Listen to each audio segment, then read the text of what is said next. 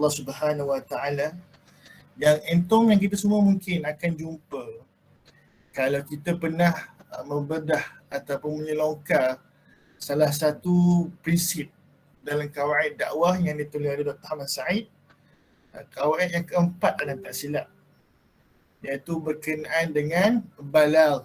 Yang ni kita ni, tugas kita sebagai da'i, tugas kita sebagai murabbi bukan sekadar menyampai sahaja, bukan sekadar memberi kefahaman sahaja, bukan sekadar buat usrah sahaja, tapi kita ada tugas, kita ada tanggungjawab untuk kita ni menyampaikan Islam dengan sejelas yang mungkin, dengan semubin yang mungkin. Jadi siapa yang ada pemikiran bahawa tak apalah kita sampaikanlah mana kita ada, itu adalah kefahaman yang salah. Kefahaman yang betul, kita kena berusaha sedaya upaya, sewajib mungkin yang kita mampu untuk kita berjaya menyampaikan dakwah, menyampaikan Islam dengan penyampaian yang jelas, yang dapat diterima dan diserap oleh orang-orang yang kita dakwah. Memang keputusan itu daripada Allah Subhanahu Wa Taala, hasil itu daripada Allah Subhanahu Wa Taala, tapi kita ada tugas, iaitu tugas kita untuk menyampai sebaik mungkin apa yang kita ada dan apa yang telah Allah Subhanahu Wa Taala perintahkan kepada kita. Dan antara cara dan juga faktor yang insya-Allah akan memberikan kita punya penyampaian dakwah itu mubin, jelas, mencapai hasrat, mencapai matlamat, mencapai hadaf, adalah kita berjaya untuk mengelola halaqah yang baik. Ana tak kata halaqah yang nak buat baik tapi kita nak berkongsi supaya kita sama-sama berusaha untuk mencapai halaqah yang baik. Jadi ini sekadar orang kata apa dia? Sekadar mukadimah yang masing-masing boleh balik, masing-masing boleh rujuk balik. Kawaid dakwah yang keempat, ana rasa Akhi Syakir ada berkongsi dalam YouTube. Nanti boleh tulis prinsip dakwah yang keempat. Nanti akan jumpa lah Akhi Syakir berkongsi dalam YouTube dalam bahagian prinsip yang keempat itu. YouTube Muassis ke YouTube Syakir Ana rasa YouTube peribadi kan Syakir kan? Nanti bolehlah Akhi Syakir komen kat tepi lah. Ana lupa dia share di YouTube Muassis ke di YouTube Ahmad Syakir. Nanti boleh check balik. Muassis TV. Baik, boleh check di Muassis TV tentang prinsip dakwah ini insya-Allah. Jadi pembahagian Ana tak tahulah, Ana ni suka untuk bercakap dalam tempoh yang pendek. Jadi subscribe, jangan lupa subscribe. Boleh share link kat situ minta Walker Media untuk share link Muassis di situ. Boleh pakat-pakat subscribe ya. Jadi Ana tak biasa, Ana tak erti nak bagi something dalam tempoh yang pendek dan Ana minta maaf kalau perkongsian Ana pada malam ni lama. Jadi kalau lama sangat boleh terus potong terus remove Ana daripada Google Meet. Tak apa, tak kisah. Asalkan Ana berjaya berhenti sepatutnya lah supaya orang dengar lah. Sebab kat sini tak pasti. Aku 12 steady. Syafiq steady ke 12 yang tak pasti ke 12 steady Jadi apa yang nak kongsikan pada malam ni, Ana pecahkan beberapa benda lah. Dan kalau entum harap nak dapat pengisian basah malam ni, nak dapat pengisian yang memberi semangat, pengisian yang menampuh mujahadah atau super sayar apa, entum tidak dapatlah pada pengisian malam ni Sebab malam ni lebih kepada teori, praktikal dan juga kaedah yang mungkin bersifat teknikal. Dan mungkin adalah sedikit-sedikit kata nasihat-nasihat yang kita sama-sama dapatlah untuk anda kongsikan pada malam ni insya-Allah. Baik. Jadi anda bahagikan beberapa bahagian untuk sesi malam ni. Satu, sebelum halaqah. Kedua, semasa halaqah. Ketiga, selepas halaqah. Dan yang terakhir, luar halaqah, kita akan ada sesi Q&A. Jadi ini topik perbincangan yang anda akan kongsikan. Bagaimana kita nak menyusun ataupun nak mengolah halaqah dengan baik.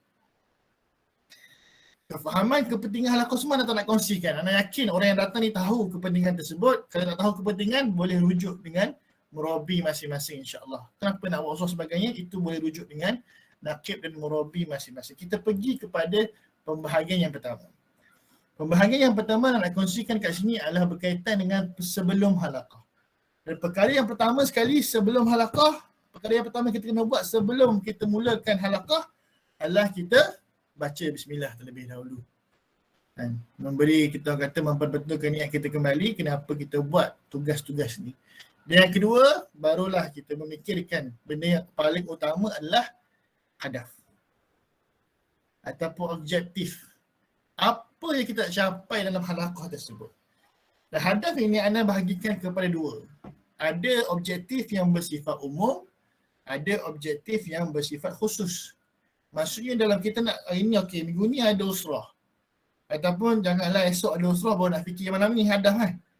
Minggu ni kita ada usrah, kita nak persiapkan usrah kita minggu ni. Jadi benda yang kena fikir apakah target ataupun apakah hadaf yang kita nak bawa dalam usrah kita minggu ini. Dan nak bagikan kepada dua target. Satu tujuan yang bersifat umum, satu lagi tujuan yang bersifat khusus. Apakah yang dikatakan sebagai hadaf umum? Ini jangan tengok anak daripada buku lah. Jangan sebut-sebut siap-siap ini perkongsian pengalaman. Mungkin adalah orang kata apa, bertembung ke dengan benda-benda ataupun dengan buku-buku ke apa, anda minta maaf lah. Ini berdasarkan apa yang anda selalu buat. Benda yang pertama sekali adalah kita kena ada hadaf umum. Hadaf umum ni apa? Hadaf umum ni hadaf yang menyeluruh. Kita nak capai dalam halaqah kita apa? Dan biasanya hadaf ini kita akan tentukan berpandukan timeline ataupun berpandukan rancangan. Sebab tu dalam dakwah ni kita tak boleh sembrono. Dalam dakwah ni kita tak boleh hentam saja. Aku semangat nak buat dakwah, aku nak buat. Tak boleh. Dakwah ini memerlukan kepada perancangan. Tak boleh ikut semangat membuta tulis mata-mata. Sebab kita risau akan ada efek selepas itu. Memerlukan kepada perancangan ataupun kena ada timeline. Contohnya apa dia? Contoh, kita nak tentukan minggu ni kita nak bagi apa dalam usrah kita, dalam halaqah kita. Kita pun tengok balik. Oh, kalau ikut plan dengan ikhwah-ikhwah, plan dengan abang-abang, kita ada daurah ni. Kita nak buat daurah pertama. Ikutlah nak bagi daurah apa dan sebagainya, ikut nak bagi daurah apa tu, boleh fikir sendirilah. Dan kita tengoklah apakah requirement atau minimum requirement yang kita perlu capai supaya mad'u ataupun adik usrah yang kita nak bawa ini boleh orang kata move on ataupun boleh cepat grab, boleh masuk dalam daurah tersebut. Sebagai contoh, kita nak buat daurah pertama kan, daurah tujuan hidup ke apa-apalah, daurah ISK ke apa, kita kena ada mindset lah apa benda yang kita nak adik-adik ni dah ada sebelum pergi kepada ISK. Contoh paling kurang mereka dah tahu sedikit tentang dalil-dalilnya atau mereka dah ada persoalan-persoalan yang tertimbul dalam diri mereka, maka jadikan benda itu sebagai hadaf untuk kita settlekan dalam halaqah minggu ni. Jadi contoh halaqah minggu ni, target kita bulan depan nak buat ISK. Jadi minggu ni kita target supaya adik-adik ada satu sense persoalan. Kenapa hidup aku? Apa tujuan hidup aku? Kita nak timbulkan persoalan. Jadi daripada situlah kita decide apakah hadaf ataupun apakah target kita untuk target yang umum. Contoh lagi, kita dalam tempoh 6 bulan, kita target apa nak capai? Dalam tempoh 6 bulan nak jadikan apa? Adik yang baru ikut usrah, kita jadikan mereka ni apa dia? Dia murabi terus 6 bulan. Itu atas yang hitung lah. Tapi dalam tempoh 6 bulan tu kita tahulah kita nak decide apa. Apakah tujuan-tujuan dia. Dan hadaf umum ni juga kita boleh berpandukan kepada modul. Mana wallahu'alam, mana tak pastilah. Pernahkah itu semua dikongsikan dengan murabi masing-masing? Beberapa modul tarbiyah ataupun beberapa kata cadangan bahan yang boleh disampaikan dalam usrah dan sebagainya. Kebiasaannya setiap cadangan bahan tersebut dia ada hadaf-hadaf tertentu yang perlu dicapai. Contoh surah An-Nas ada hadafnya, Al-Falaq ada hadafnya, hadis itu ada hadafnya, hadis ni ada hadafnya yang perlu kita capai. Dan ini yang nak panggil dia sebagai sebahagian daripada hadaf umum yang mana kita kena fikirkan supaya kesemua ahli halaqah capai hadaf tersebut. Paling kurang tak capai semua pun, paling kurang half ataupun paling kurang atas itulah macam mana kita nak menilai keberkesanan dalam menentukan hadaf-hadaf tersebut. Yang kedua yang kita nak tentukan adalah hadaf yang bersifat khusus. Dalam halaqah kita kena fikir juga hadaf-hadaf khusus. Apakah hadaf-hadaf khusus tu? Hadaf-hadaf khusus ni boleh berpandukan beberapa benda lah. Yang pertama sekali kita berpandukan kepada individu. Yang ni kita berpandukan kepada ahli halaqah kita tu. Mungkin kita hasil daripada muayyashah kita jumpa dia, kita tahu ada halaqah ni tengah struggle dengan benda ni, tengah struggle dengan study, tengah struggle dengan duit. Ada adik halaqah tengah kita ternampak dia ada komen ke dekat TikTok yang tidak bermanfaat, ada tertengok ke apa dan sebagainya, maka kita take note, kita ada benda nak selesaikan, iaitu kita ada hadaf khusus. Contoh, nak nasihat dalam usaha tu kita target untuk memberikan nasihat motivasi supaya adik-adik yang kita muasyah tu ada yang down dengan study, supaya rasa tak down dengan study. Tanpa kita directly lah, oh ni Anas cerita ni sempena dengan ada apa ahli kita tengah stres. Tak boleh cakap macam tu. Yang penting kita sampaikan, yang penting kita ada hadaf khusus tu. Hadaf khusus ni juga boleh kita tentukan dengan mood semasa. Contoh, nak masuk musim exam, nak masuk musim Ramadan, nak masuk musim cuti, nak masuk bawa lepas daurah ataupun nak masuk daurah. Jadi kita ada mood-mood tertentu yang sedang berlega dalam ahli halaqah kita. Jadi apa yang kita tentukan dalam halaqah kita adalah boleh jadi juga berkaitan dengan benda tersebut. Contohlah kita nak sambut Ramadan sekarang kan. Maka menjadi hadaf kita lah supaya semua orang mendapat mindset persediaan yang rapi untuk menyambut Ramadan. Itu kita dikatakan sebagai hadaf khusus yang berkait rapat dengan suasana semasa. Ataupun boleh jadi persediaan untuk cuti kan. Di samping bagian lah, ada banyaklah universiti-universiti yang wallahualam lah, kalau dekat Gambang ni, kat UIA ni, UIA Gambang ni, baru saja masuk beberapa waktu, mereka dah kena pulang balik lah sebabkan COVID yang melampau-lampau ni. Jadi kita kena sediakan bekalan lah kepada mereka untuk balik cuti macam mana. Maka bahan-bahan ataupun hadaf perlu dimasukkan dalam list-list yang kita nak settlekan dalam halaqah kita. Yang terakhir boleh jadi ia berpandukan kepada isu. Isu semasa, isu yang tengah viral sekarang. Macam-macam lah isu kan. Boleh jadi itu juga sebahagian daripada kita untuk apa? Untuk membina mauqif. Mauqif ni adalah pandangan ataupun pendirian semasa yang selaras dengan naratif tarbiyah kita. Maksudnya dalam tarbiyah kita ni, kita nak apa pandangan tarbiyah kita, apakah pandangan fikrah kita terhadap isu-isu semasa. Jadi benda ni benda yang kita kena mungkin, bukan wajib mungkin boleh jadikan sebahagian daripada hadaf yang kita nak masukkan dalam halaqah kita. Banyaknya hadaf, tak banyak, dia bergantung kepada penilaian murabbi ketika itu. Ini adalah sebahagian daripada kata apa yang kita boleh tentukan dalam kita nak menentukan hadaf-hadaf yang ada dalam usrah kita. Okey guys, setakat ni dah berat lah, kita tak nak buat usrah lah.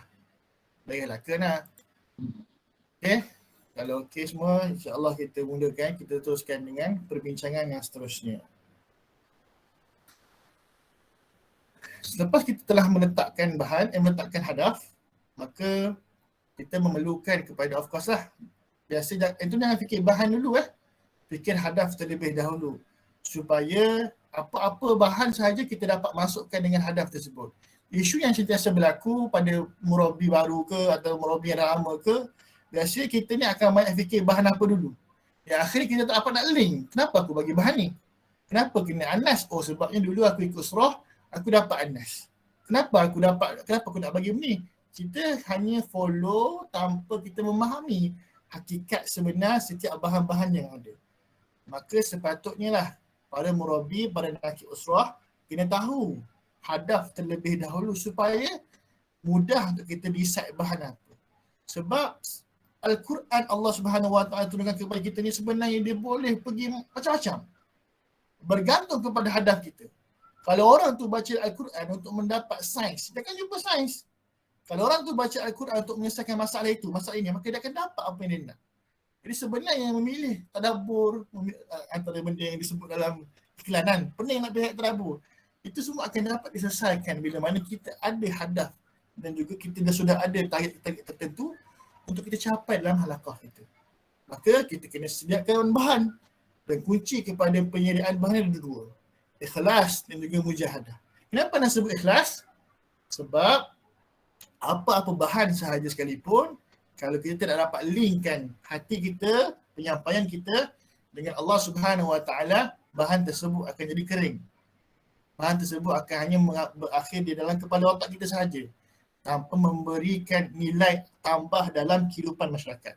Kehidupan masyarakat pula. Gaya macam tengah sembang dengan ustaz-ustaz lah. Kehidupan ni lah tengok muka Badrul. Kehidupan masyarakat lah tu. Kehidupan para kita punya ahli halaqah kita. Dan memerlukan kepada mujahadah.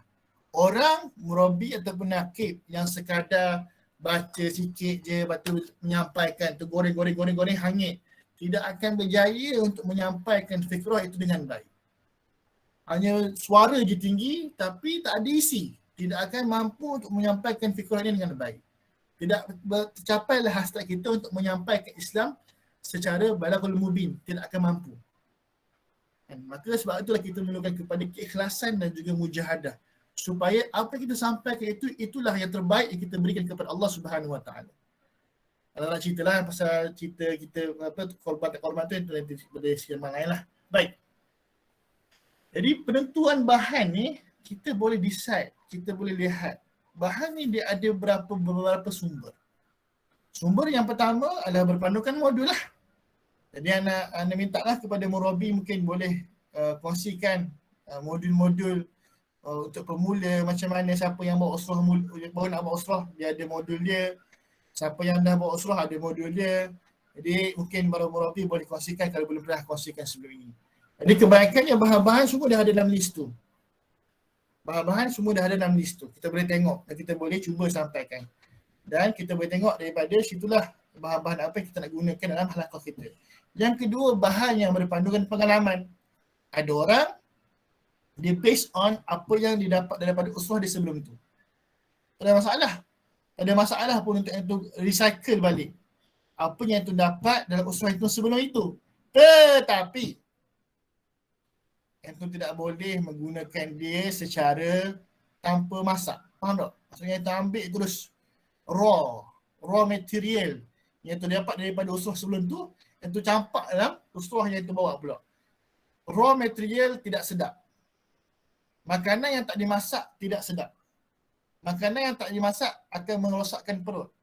Tidak mengenyangkan perut kita. Mungkin kenyang seketika, tapi dia tidak akan memberikan zat-zat yang sepatutnya kepada para pendengar. Maka memerlukan kita, kalau kita nak ambil something yang kita dengar daripada usrah kita, contoh murabi kita berkongsi sebelum ini, nak kita berkongsi sebelum ini, maka kita kena adjust. Kita sendiri kena faham dulu. Daripada mana nakit aku cerita ni? Nakit aku ambil sumber mana? Nakit aku cerita pasal apa yang aku kena ambil, apa yang patut aku kongsikan, apa yang tak patut aku kongsikan. Sebab tak semua benda yang kita dapat, kita boleh kongsikan. Tak semua benda kita dengar, kita boleh kongsikan 100%. Ada benda-benda yang kita sendiri yang kena simpan, ada benda yang kita boleh kongsikan bersama-sama. Yang ketiga adalah bahan-bahan yang berpandukan kepada bacaan kita. Saya yakin setiap orang ada bacaan masing-masing. Bacaan tu bukan bacaan komik ataupun bacaan buku-buku yang tidak bermanfaat. Tapi bacaan-bacaan yang itu baca sendirilah. Dan mungkin ada orang baca di website atau ada yang baca di buku-buku dan sebagainya. Tapi kena ingat, pastikan sumber-sumber yang itu baca itu adalah sumber-sumber yang autentik ataupun yang difiqahi, yang dipercayai. Bukan baca di website, di blog atau kita kongsikan. Anda dulu ingat suatu ketika masa mula-mula buat usrah ni, antara bercerita yang selalu yang anda suka adalah cerita berkenaan dengan bagaimanakah Allah Subhanahu Wa Taala memberikan Lailatul Qadar. Anda pun tak tahu anda dengar daripada mana. Lama dulu budakan kita dengar, kita sedih rasa, oi bestnya cerita ni kan. Kita pun ambil, kita cerita kat orang. Dulu tak belajar sangat kan pasal berkongsi-kongsi kan. Antaranya cerita pasal Lailatul Qadar lah. Antara kisahnya macam mana datang Lailatul Qadar tu, sebenarnya malaikat datang malaikat datang bawa baru sudah pasang api dekat neraka jahanam. Ceritalah kepada Nabi kan. Nabi tanya macam mana neraka jahanam tu. Ada 70,000 kampung, 70,000 ular, 70,000 bilik, 70,000 tu lah. Kalian tu pernah dengar lah. Maka Nabi pun dengar tentang neraka tu, Nabi pun pengsan. Menangis Nabi. Maka Nabi bangun tu, Nabi doa kepada Allah, ya Allah tolonglah hamba aku. Maka Allah Ta'ala berikan dia Lailatul Qadar. Masa tu tak tahu sumber tu daripada mana. Akhirnya ada cerita lah. Suka lah kita cerita benda tu kan. Rasa benda tu best, tapi sebenarnya dia tidak berasalkan daripada sumber yang autentik. Tarbiyah, dakwah dia tak boleh macam tu. Dia kena ada sandaran supaya orang tersebut bila mendengar dakwah itu yang ada sandaran, kalau dia kena tiup pun dia tetap ada benda yang disandarkan. Dia kena uji pun ada benda yang disandarkan sebab kita memberikan sesuatu yang ada sandaran, yang ada dasar yang kukuh. Dakwah atau ilmu yang tidak ada dasar yang kukuh akan melahirkan manusia-manusia yang rapuh. Sebab itulah kita perlukan pendirian, kita perlukan memberikan sesuatu yang ada asas, ada dasar yang kukuh, insya-Allah. Baik. Dan pembahagian bahan ni kita boleh katakan ini anda tak pastilah, kalau ada salah anda mohon maaf lah. Kalau berdasarkan pengalaman anda membahagikan bahan-bahan dalam usul ni kepada dua bahan. Bahan yang tunjang, bahan yang jadi tambahan. Dan disclaimer kat sini, bahan tambahan itu bukanlah bahan yang tidak penting. Tapi bahan yang kita boleh, orang kata apa, berpindah-pindah ataupun bertukar-tukar. Namun bahan yang tunjang, yang sentiasa yang perlu kita bincangkan dalam halaqah, kita tak boleh orang kata tukar, yang kita kena sentiasa bincang dalam halaqah adalah berkenaan dengan tafsir, hadis dan sirah. Manakala bahan-bahan tambahan seperti tadabbur ayat. Ada orang memikirkan bahawa usrah ni kena start dengan tadabbur. Tidak semestinya. Yang penting dalam Al-Quran tu ada perbincangan, dalam halaqah itu ada perbincangan Al-Quran. Kalau tak sempat untuk memulai tadabbur tu tidak ada masalah kalau kita berjaya menyampaikan tafsir dengan baik. Jadi jangan yang terfikir usrah kena mulakan dengan tadabbur Al-Quran. Tidak. Yang penting ada isi yang berkait dengan Al-Quran dalamnya. Akhbar Islami ni apa dia? Isu-isu semasa tentang umat Islam. Itu kita kena bincangkan juga. Jika ada waktu ataupun jika itu boleh dibincangkan. Dan fiqh dakwah dan juga fiqrah. Ini juga sebenarnya daripada perbincangan-perbincangan yang kita boleh ambil, kita boleh bincangkan dalam halaqah kita. Panduan ringkas berkenaan dengan penyediaan bahan. Anda cubalah memberi panduan sikit. Anda tak tahulah anda main hentam sini kan, ikut dalam kepala saja. Jadi kalau anda salah, anda mohon maaf, boleh betulkan di tepi insya-Allah. Untuk penyediaan tadabbur. Mungkin ramai orang, macam mana nak pilih ayat Quran yang betul? Macam mana nak pilih ayat Quran yang kita boleh tadabbur kan? Adakah kita kena buat macam mana? Kita kena baca Quran semua sekali berjumpa? Tidak. Itu lebih baik kalau kita dapat petik, kita dapat tahu je ayat itu kat mana. Cuma kalau dalam orang kata apa, dia punya cheat code lah. Cheat code pula. Bukan cheat code lah, kata tips lah. Macam mana kita nak dapatkan ayat tu. Antara benda ni adalah kita tengok balik hadaf dia. Apa hadaf kita? Kita nak capai apa dalam halaqah minggu itu. Maka kita carilah keyword yang sepatutnya. Contoh, dalam bulan itu kita nak cerita pasal hadaf khusus kita adalah berkenaan dengan bulan Rejab ataupun bulan Ramadan. Maka keyword dia adalah Ramadan. Maka itu bolehlah cari dalam kitab buku yang ada tulis Ramadan ataupun itu boleh cari dalam website yang ada berkenaan dengan perbincangan Ramadan. Pastikanlah website yang terpilih tu website yang difiqahi lah. Ada sumber rujukan, ada perbincangannya, bukan website yang biasa-biasa, tapi website yang ada sumber-sumber yang disebutkan. Maka daripada situlah keyword itu contoh Ramadan, itu mesti Ramadan. Maka itu tengoklah penulisan-penulisan orang tentang Ramadan. Pastilah penulisan yang baik, penulisan yang Islami pasti akan meletakkan ayat-ayat tertentu. Daripada situlah kita boleh memilih ayat tersebut untuk dijadikan sebagai ayat untuk kita tadabbur pada minggu itu. Tetapi jangan yang tu ambil kosong. Zaman sekarang bukan lagi zaman yang tu boleh berkongsi sesuka hati. Zaman sekarang kita memerlukan kepada sumber. Maka ambillah peluang seketika. Yakinlah, itu rasa mungkin penat nak buat preparation dan banyak benda kena buat. Nak assignment lagi, nak buat jahiliah lagi, kan? Nak tidur lagi. Banyak benda nak buat kan, selain daripada nak buat dakwahan. Tentu kena fikir juga bahawa ini apa yang tu buat ini, pulangan dia akan kembali kepada itu yang pertama sekali. Kita yang pertama sekali akan dapat manfaat sebelum orang lain. Dan maka bila mana kita dah jumpa satu ayat, kita nak tadabbur pada malam itu. Malam itu kantor, pagi tu baru study ni. Malam tu kan. Kita nak tadabbur pada halaqah minggu itu, maka kita lihatlah tafsir. Bukalah tafsir supaya kita dapat gambaran. Kita ada syarahan dalam fikiran kita. Kita bukan goreng je. Sebab itulah ada sesetengah pihak tidak bersetuju untuk kita buat tadabbur. Sebab benda macam inilah. Sebab kita tadabbur tanpa disiplin. Kita nak elak daripada orang-orang mengatakan bahawa usrah ni sesat. Halaqah ni sesat. Maka kita memerlukan kepada disiplin. Maka disiplin yang terbaik untuk tadabbur adalah kita melihat apakah komentar-komentar para ulama berkaitan dengan tadabbur, berkaitan dengan ayat tersebut.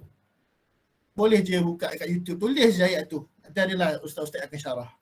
Boleh je cari dalam kitab-kitab, tafsir-tafsir ke apa-apa yang ada, untuk kita lihat apa sebenarnya kehendak ayat.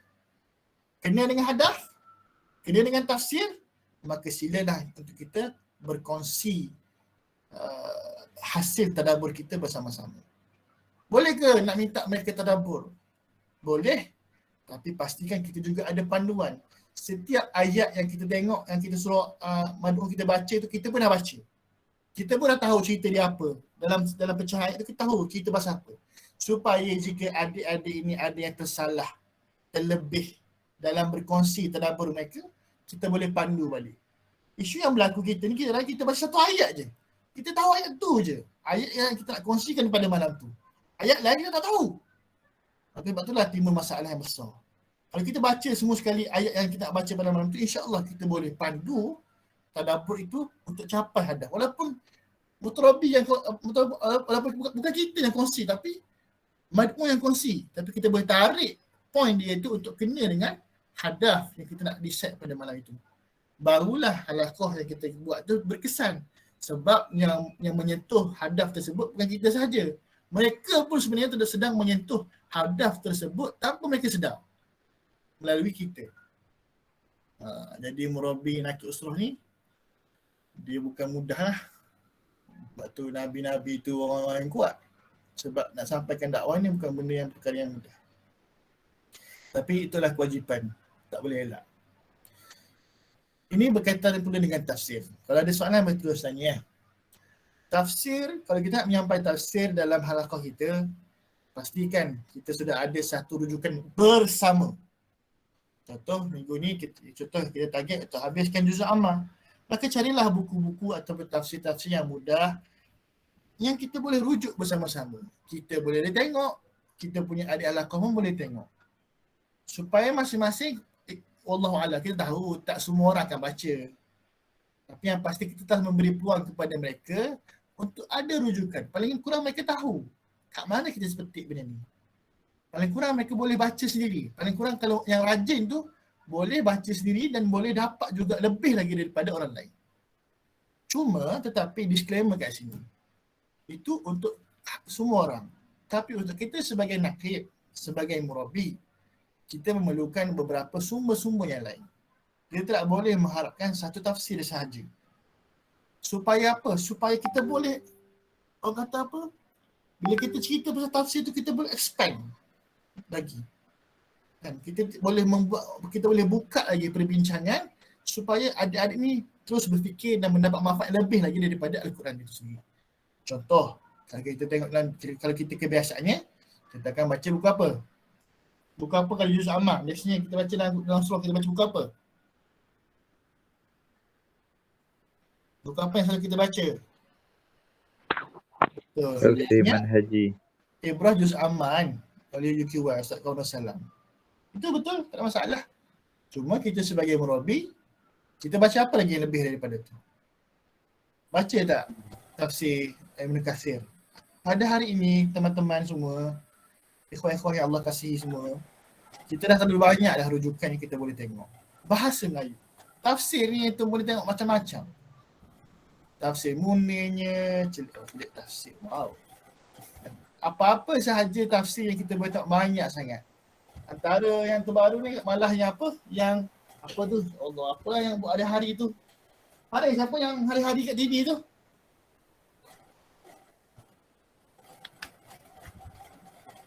Apa yang hari-hari kat TV terabur tu? Apa nama dia? My Quran Time. Quran Time kan? Quran Time tu pun dia dah buat satu buku yang by juzuk. Anda dah beli satu baru lah. Tafsir Hamka dah ada. Macam-macam. Rajin tak rajin je. Duit tak ada, duit ada. Minta dengan murabi duit untuk boleh tafsir. Tak salah. Kita sebagai murabi kena banyak bacaan. Kalaulah kita decide satu bacaan sahaja, kita punya perbincangan tidak berkembang. Dan kita akan mudah blur bila kita ada satu rujukan sahaja. Sebab kita ada satu benda je nak bagi. Kalau kita ada 2-3 benda, insya-Allah kalau ini blur, ini akan backup. Ini blur, ini akan backup. Dan sebab itulah dia akan berterus, insya-Allah akan membantu kita lancar dalam penyampaian kita. Isu yang tak lancar ni adalah isu goreng. Satu kali baca, goreng sehari mungkin. Kemudian benda tidak baik. Betul. Download PDF je. PDF sok more. Duit beli benda lain. Duit ada benda lain. Kita payah sikit nak beli. Kan? Yang seterusnya adalah antara poin-poin utama bila kita nak bincang tafsir. Anak itu jangan ingat ini geng-geng ulung geng-geng pengajar Islam je ni, kena bincang benda ni tak. Ini semua kena capai, kena berusaha untuk deliver benda ni. Apa dia? Kalau kita bincang pasal tafsir, paling kurang jika ayat itu ada asbabun nuzul, maka kongsikan asbabun nuzul tersebut. Asbab nuzul ni tu boleh cari, boleh search je. Kadang-kadang bila tu baca tafsir tu pun dia dah cerita dah sebenarnya. Kalau ada asbab nuzul. Lepas tu kena baca. Ada tafsir tak cerita asbab nuzul, ada tafsir cerita asbab nuzul. Maka bacalah banyak sikit kitab. Surah tersebut makiyah ke madaniyah? Cerita supaya kita tahu apakah hala tuju surah. Sebab maki dan madani mempunyai hala tuju yang berbeza walaupun ayat yang sama. Kita bincang juga mufradat yang penting. Mufradat ni kalimah-kalimah, perkataan-perkataan yang penting yang kita rasa macam best kalau kita dapat berkongsi. Contoh surah An-Nas. Kita bincanglah Khannas tu apa? Al-Falaq tu apa? Kita kena bincang dalam halaqah kita. Risau nak bagi benda ni. Nak takut ramai tak nak buat halaqah hari. Okey ke? Murabi je respon sikit Murabi ni. Okey ke? Nak takut haidus lah. Kesian pula. Murabi Anwar, Fitri, Farhan semua ni bunyi sikit. Okey tak? Oh, nak rujukan sama ni. Mudah sikit je. Rujukan. Anak gurau. Sabarlah. Dan mufradat ayat-ayat penting. Okey. Dan yang paling penting adalah pengajaran dan juga amal praktikal. Ini benda yang kita kena kongsikan banyak sikit. Sebab pada hari ni ramai je orang boleh baca Quran, ramai je orang boleh baca semua kan. Tapi orang pada hari ni susah nak tahu apakah pengajaran dan juga amal praktikal kita boleh buat. Murabi yang baik, nakib yang baik boleh deliver terus. Okey, surah ni kita dapat apa? Okey, apakah benda yang kita boleh buat sesegera mungkin? Sebab begitulah tarbiyah Nabi kepada sahabat, tarbiyah Allah kepada sahabat. Mereka fikir untuk amal. Dapat untuk amal. Jadi tugas kita sebagai nakib untuk fikirkan, lihat tafsir, apakah pengajaran dan juga amal-amal praktikal kita boleh amalkan daripada perbincangan tafsir tersebut. Boleh? Boleh follow YouTube saya. Baik. Ini adalah selain daripada tafsir-tafsir yang tu boleh search ni, tak nak cerita pasal tafsir, itu boleh search sendiri, itu boleh tanya nakib yang tu sendiri. Tafsir apa yang sesuai, tafsir apa yang tak sesuai, yang tu boleh fikir, boleh tengok sikit, banyak, yang tu boleh search je. Cuma Ana nak suggest untuk itu tambahkan lagi kitab-kitab yang selain daripada tafsir. Yang pertama, anak-anak itu adalah paling kurang ada buku ni, Kompas 114, Ustaz Syahari Abdul Rahman. Buku ni cerita pasal apa? Dia tak ada benda pun, simple je. Hanya menceritakan tentang timeline surah. Surah ni turun bila, berapa ayat. Paling kurang kita ada buku ni supaya kita boleh cerita kepada kita punya surah ni turun bila, apakah dia punya topik. Dia bukan tafsir. Dia hanya sekadar menceritakan kronologi ataupun apa yang berlaku dalam surah-surah yang ada dalam Al-Quran. Yang kedua, semua orang kena ada buku ni. Belajar dengan siapa tu yang kedua. Ada buku ni dulu supaya boleh baca. InsyaAllah kalau itu beli yang ulum Al-Quran, rujukan pengajar Islam ni yang orang staff pun STP guna tak pasti lah. Tapi yang tu boleh baca, boleh faham, mudah saja. Dia bukan kitab yang besar, dia kitab yang kita guna kat sekolah saja. Yang tu dah masuk universiti, yang tu boleh baca sendiri. Dan kalau yang tu nak lelaki pun yang tu boleh search itu ulum Quran. Banyak sangat ustaz-ustaz yang ceritakan tentang ulum Quran. Dan yang tu kena ada benda ni. Sebab kita akan cerita pasal istilah-istilah yang penting. Makiyah madani. Macam mana nak cerita kalau kita tahu makiyah tu apa? Madaniyah tu apa? Macam mana kita nak cerita asbabun nuzul kalau kita tak tahu asbabun nuzul tu apa? Maka adakan buku ini insyaAllah. Doakanlah kita di Muassis ni ada modul-modul macam ni supaya dimudahkan urusan kita untuk rujuk sama-sama insyaAllah. Ustaz Farhan tu, Ustaz Fitri tu, Ejah tu modul insyaAllah. Kita tunggu juga geng-geng Hazimi dengan Badrul untuk tolong kita susun modul ulum Quran untuk newbies kan. Ulum Quran for dummies. Dummies tu teruk sangat kan. Itu juga kena ada paling kurang ini tambahan lah Itu ada kamus Al-Quran. Ada bahasa Melayu tak ada masalah. Ada bahasa Indonesia 3 jilid. Kat sini tu boleh search je ayat perkataan-perkataan yang mungkin apa-apa saja perkataan yang dalam Quran, itu boleh share dalam kamus Al-Quran yang akan jumpa. Apakah maksud-maksud yang ada? Sebab bahasa Arab ni is a beautiful language kan. Bahasa yang sangat-sangat cantik. Satu perkataan boleh memberi 10 makna. Untuk boleh tengok Nomak Ali Khan kan. Dia cerita satu perkataan je. Berpuluh-puluh makna. Itu benda kita boleh capai kalau kita ada bekalan, ada tunjukan. Jadi inilah buku-buku yang suggest untuk kita semua ada. Tak baca tu nombor 2. Beli dulu. Baca tu nombor 2. Beli dulu. Ana pun beli buku yang banyak ni. Ana akan baca bila usrah je lah. Sebab tengah cari bahan kan. Nak bagi bahan apa? Buka ini. Masa tu lah kita baca. Oh, ini kita baca. Sebab kita ada bekalan. Tapi kita tak baca. Jangan risau. Beli dulu. Tak guna bagi kat Ana. Yang seterusnya perbincangan hadis. Dah pukul 10.30 dah. Pada murabi-murabi agung, kalau Ana nak tu tolong stop Hadis pula. Sama juga macam perbincangan dalam tafsir. Kena ada satu satu buku yang menjadi rujukan kita semua. Hadis biasanya itu guna apa? Mula-mula sekali biasa guna apa? Hadis biasa itu rujuk apa? Rujuk murabi. Oh, jangan keren. Al-Wafi. Mantap alih Al-Wafi terus. Masya-Allah, tabarakallah. Contoh hadis 40 yang paling mudah, yang paling simple mungkin Fizilan kan. Fizilan Nawawiyah. Yang paling mudah sekali tu. Mungkin itu yang paling mudah. Mungkin boleh jadi sebagai rujukan bersama. Tetapi sebagai murabi seperti biasalah. Itu ada benda-benda lain yang kita kena baca. Ada Al-Wafinya. Banyak sangat syarah. Al-Kafi pun ada, Al-Wafi pun ada. Kalau yang lebih tinggi sekali Jami' Ulum, tu Hafiz dia bagi Jami' Ulum terus. Itu level-level tinggi lah tu. Tapi tak apalah, boleh baca, tak ada masalah. Antum juga boleh search dekat YouTube. Banyak sangat ustaz-ustaz yang kita siqah insya-Allah berkongsi tentang hadis 40. Kalau Ana sendirilah, minta maaf lah kalau ada yang tak setuju ke dengan Ustaz Ana ni. Kalau Ana sendiri, Ana tengok Salman Ali lah. Ustaz Salman Ali. Dia guna kitab Jami' Ulum wal Hikam. Hadis 40. Best lah, tapi dia banyak istilah sikit. Kalau kita ada basic, insyaAllah best. Kalau tak ada basic tu takut ngantuk. Atas hitungan tu boleh cari dia. Tapi yang paling penting, kita ada rujukan. Supaya kita boleh kembangkan kita punya perbincangan.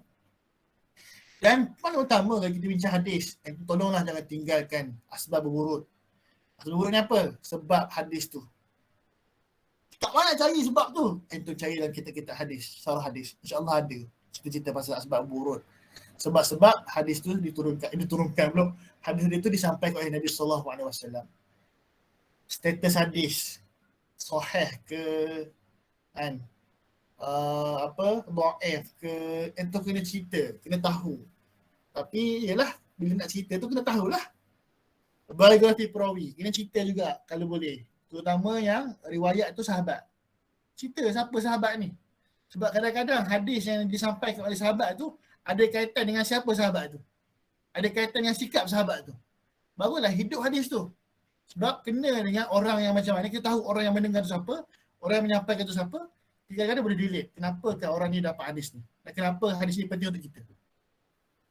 Penting untuk kita tengok hadis. Jangan rasa cepat-cepat nak jump kepada hadis. Ceritalah sikit siapa yang meriwayatkan hadis tersebut. Sama juga ada mufradat pilihan, ada kalimah-kalimah pilihan dan of course pengajaran hadis. Okay. Antara kitab yang anda suggest tambahan selain daripada syarah-syarah hadis tu, yang pertama sekali adalah Syama'il Muhammadiyah. Carilah, ada banyak. Cari syarah Sebab apa benda ni? Benda ni adalah kitab hadis yang cerita pasal Nabi SAW. Ada kali yang baik kalau kita cerita hadis tu kita boleh relatekan dengan kehidupan Nabi. Nabi sampaikan hadis tu confirm lah apa yang Nabi sampaikan adalah wahyu. Dan Nabi orang yang akan buat apa yang disampaikan. Maka kita boleh relatekan dengan akhlak, sifat Nabi berpandukan kepada apa yang kita baca dalam Syama'il Muhammadiyah. Carian syarah punya. Dan of course lah, bila kita nak cerita pasal hadis dhaif, hadis sahihnya dan banyak tentang hadis yang lain, pasti kena ada rujukan. Kat mana nak cari? Anda carilah apa-apa kitab pun berkaitan dengan kitab ulum hadis. ilmu hadis. InsyaAllah. Itu jangan rasa Allah susahnya saya bukan belajar agama je saya nak baca. Baca dulu. Tak faham tanya Badrul. Tak faham tanyalah ustaz-ustaz yang ada. InsyaAllah kita kat Muassis ni ada je ustaz-ustaz kita boleh tengok. Contohnya yang boleh sebutlah. Kita ada Ustaz Farhan, Ustaz Fitri, Ustaz Syafiq, dan banyak ustaz-ustaz yang kita boleh tengok kat sini. Yang terakhir adalah pastikan kita juga ada buku-buku biografi para sahabat Nabi, para tabi'in dan sebagainya lah. Sebab kita nak cerita pasal orang yang meriwayatkan hadis tu. Maka kita tahulah cerita pasal sahabat tu macam mana. Maka ini antara benda yang boleh membantu lagi penyampaian hadis kita dengan baik. Cuma of course lah mungkin akan kalau kita perform sangat mungkin akan panjang lah. Hadis saja sejam setengah dah. Atas yang tu masing-masing. Jangan nak cepat habiskan bahan, jangan. Yang penting kita dapat capai hadaf tersebut. Nak berulang sahabat pun. Kenapa bila Rahman bagi salam ni? Baik Rahman, bangun tidur ke? Baik. Sirah pula. Sirah, jadikanlah Rahiqul Maktum sebagai bacaan wajib peribadi ahli halaqah. Maksudnya semua ahli halaqah kita decide untuk semua orang kena baca Rahiqul Maktum. Paling kurang, antum tak nak cerita semua pun, semua paling kurang, okey, bulan ni kita akan cerita pasal contoh kelahiran Nabi. Okey, semua orang sila habiskan bacaan. Bagi je arahan tu dulu. Diorang baca tak baca, jangan risau. Itu tugas dia dengan Allah Subhanahu Wa Taala. Tugas kita sebagai nakib, sampaikan wajibat tersebut. Supaya bila kita ada sesi perkongsian hadis, kita tak perlu lama sangat dengan fakta. Fakta cerita tak perlu lama sangat. Hari ni orang boleh baca je fakta tersebut. Tetapi isu yang bagi yang paling parah adalah orang tak dapat nak relate sirah tu dengan kehidupan. Tapi dalam halaqah kita nak fokus lebih kepada bagaimana kita nak praktikkan apa yang ada dalam sirah tersebut. Dan of course kebanyakan sirah ni akan cerita pasal dakwah. Bagaimana kita nak kaitkan sirah dengan dakwah. Maka pastilah kita seperti biasa, kita sebagai murabi tidak boleh satu rujukan sahaja. Paling kurang 2 ataupun 3 rujukan untuk kita lihat. Banyak rujukan Macam mana ni? Kalau ini murabi nakik Rasulullah, tak berhenti tak apalah. Okay je. InsyaAllah ada lagi orang-orang lain yang akan teruskan dakwah kita. Dakwah ni kita ada ke di jalan je. Tak kisah pun kan. Kita yang rugi insyaAllah. Baik. Akhbar Islami. Isu-isu semasa. Ini juga yang tu kena baca dari pelbagai rujukan. Janganlah baca Syekh Keli. Okey, cerita ni dari mana? Syekh Keli. Era. Bacalah daripada rujukan-rujukan, berita-berita yang kita rasa boleh jadi berita. Apa? Kalau anda suka TRT World. TRT World maksudnya. TRT World betul dekat internet. Itu adalah media Turki lah. Anda suka baca situ lah sebab anda ni peminat cerita Turki contoh. Atau anda boleh tengoklah apa-apa yang tu rasa itu tapi banyak tengoklah dalam sumber-sumber yang berbeza-beza. Okey? Dan cubalah daripada kisah daripada berita tersebut, cubalah kaitkan dengan hadaf umum tarbiyah tu. Contoh pada minggu tu kita bincangkan tentang An-Nas. An-Nas antaranya nak ceritakan kepada kita semua ada di kalangan manusia ni seorang yang iblis, syaitan yang mengajak manusia kepada kebaikan. Jadilah isu-isu semasa yang macam mana pun cuba kaitkan dengan perbincangan tersebut.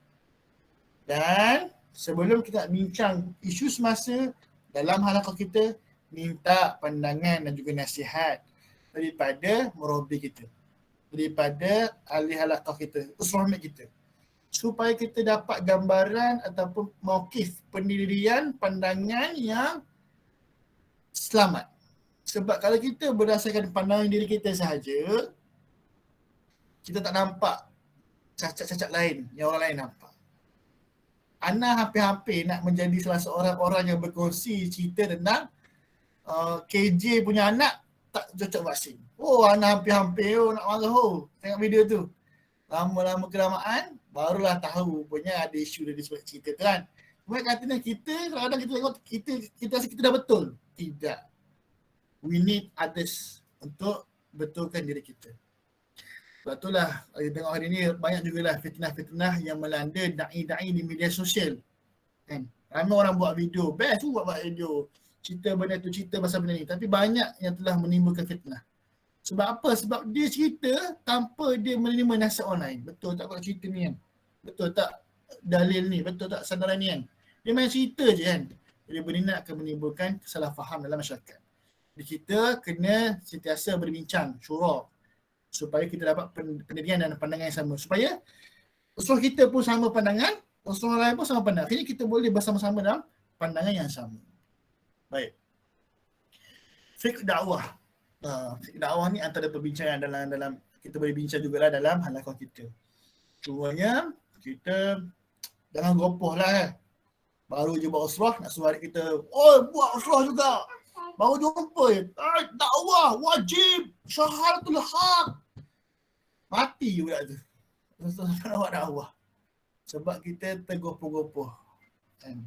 Kita dah dapat, kita semangat nak buat dakwah, kita pun nak suruh orang semangat juga buat dakwah. Tak boleh. Dakwah ni dia based on kefahaman sebelum semangat. Al-fahamu datang dulu sebelum datangnya semangat. Maka jangan kita kata kena realistik. Lepas tu kena sentiasa bincang dengan murabi ataupun bincang dengan suami kita sesuai tak bagi bahan dan sebagainya. Dan fiqh dakwah ni dia jangan banyak teori. Murabi-murabi nakik-nakik semua kalau bincang fiqh dakwah jangan banyak teori. Baca terus buat, baca terus buat, baca terus buat. Buat sama-sama dengan suami semua. Buat sama-sama. Sebab fiqh dakwah ni kalau main teori, patutlah kita tak pernah menang lagi Islam ni. Main teori je. Dakwah dia wajib. Main gitu je lah. Dakwah ni kena sampaikan. Gitu lah. Tapi tak sampai-sampai pun kan. Jadi benda kita, ni tegur tak diana jugalah kan. Dan bila kita buat dakwah ni, kena banyakkan selitkan pengalaman. Pengalaman tu berharga untuk menghidupkan fiqh dakwah tu. Pengalaman tu boleh jadi pengalaman berdasarkan surah Nabi. Ataupun pengalaman diri kita sendiri. Tetapi nak dapat pengalaman, kena buat dakwah. Antara sebab kita tak boleh cerita pengalaman sebab kita tak ada pengalaman. Kita tak buat dakwah dengan betul, akhirnya tidak ada pengalaman. Dia tu berkaitan dengan fiqh dakwah. 52 orang ni dengar laka 52 orang ni. Tidur lagi ni. Bangun. Dengar lagi. Dengar okey. Dengar semangat ni. Dah laka. Dengar bosku, dengar. Jangan marah. Marah laka. Tak boleh tegur ni. Tak nak ni. Saja gurau je. Baik, reminder. Dalam kita membuat preparation sebelum halaqah, rajin-rajinlah juga untuk sediakan sesuatu untuk memberi fokus yang lebih kepada ahli halaqah. Jangan malas nak sediakan nota kepada adik halaqah kita. Kita kata, Allah semua benda nak kena suap ni. Tak. Kita ada tugas, kita nak dapat pulangan kan. Kita nak melabur sesuatu. Kita nak dapat pulangan yang baik. Pulangan yang baik memerlukan kepada pelaburan yang baik. Kita buat nota, kita buat slide, semua itu adalah pelaburan kepada mad'u kita supaya dia mendapat manfaat yang sehabis baik. Maka rajin-rajinkanlah kan. Terutamanya bila halaqah yang baru. Rajin-rajinkanlah sediakan nota kepada mereka. Mereka nak beli buku mungkin tak ada duit. Rajin-rajinkanlah kita buat nota untuk mereka. Mereka baca tu mereka buang. Itu biarlah. Itu mereka dengan Allah Subhanahu Wa Taala. Kita tu kena prepare betul-betul. Slide tu kalau kita buat, kalau contohnya kita buat online, cubalah berusaha paling kurang ada benda tu. Hitam putih pun tak apa. Hitam putih, font Times New Roman, 12 je. Dalam space tu tak ada satu pun kosong je. Dapat lah. Tak kisahlah. Asalkan kita berusaha. Ada benda tu. Zaman sekarang ni, dia memerlukan dua benda. Telinga dengan mata. Generasi sekarang macam tu. Generasi depan ni sama lah. Telinga mata lah. Kalau main telinga saja, hidup lah. Dah agak pun tidur, daripada depan pun tidur, patah lagi online. Jadi kita kena ada dua-dua tersebut. Dan benda yang kedua, bila kita preparation tu, kita kena ingat. Ada mad'u yang pertama sekali kita kena fokus juga.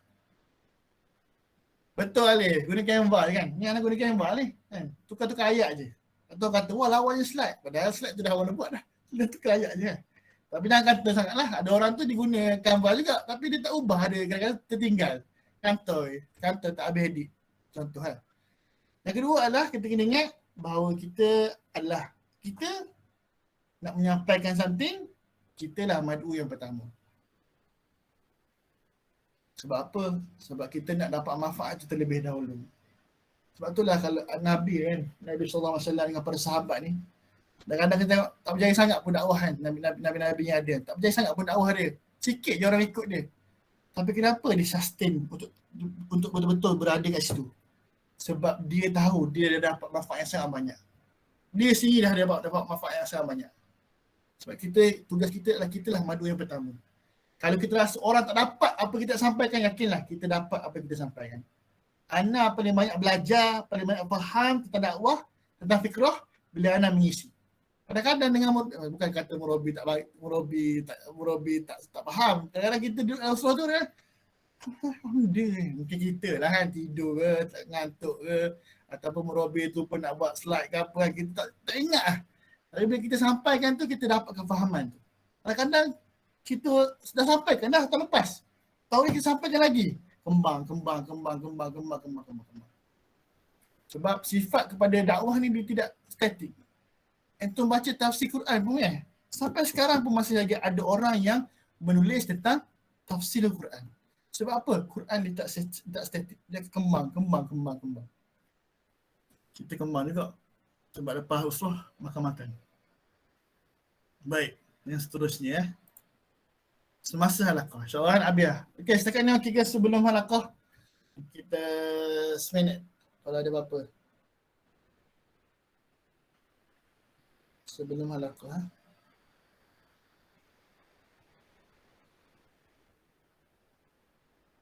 Tak ada? Ustaz, Ya. berapa duration yang sesuai sebelum halaqah nak prepare tu? Duration itu adalah subjektif. Bergantung kepada kita. Kalau kita ni jenis orang yang boleh simpan maklumat banyak walaupun baca sekejap, silakan. Kalau kita ni jenis orang yang baca sekali hilang, tak tahu lah macam mana. Bergantung kepada preparation. Tapi Ana tak prefer untuk kita buat kita buat contoh kan, kita esok malam ni petang ni pun nak study, tu ngarut tu. Ngarut tu kalau petang ni pun nak study confirm adik-adik tak dapat apa-apa sebab kita tak buat bersungguh-sungguh. Paling kurang contohnya, kalau dia kata petang tu nak buat slide, tak apa sebab paling kurang dah ada idea kan. Ana pun slide ni secara jujurnya Ana baru buat petang tadi. Tapi daripada semalam lagi Ana dah fikir dah poin-poin yang Ana nak tulis, Ana tulis dulu dalam Ana punya telefon. Lepas tu copy je. Kita kena berusaha lebih awal sikit lah. Okay. Baik, semasa halaqah. Semasa halaqah ni tak banyak benda. Ana tak tahu nak cerita apa semasa halaqah sebab dia pengalaman berbeza sikit semasa halaqah ni. Dia tak sama. Preparation insyaAllah kita boleh sama. Semasa ni sebab kita akan berhadapan dengan mutarabi yang berbeza. Tapi adalah bagilah sedikit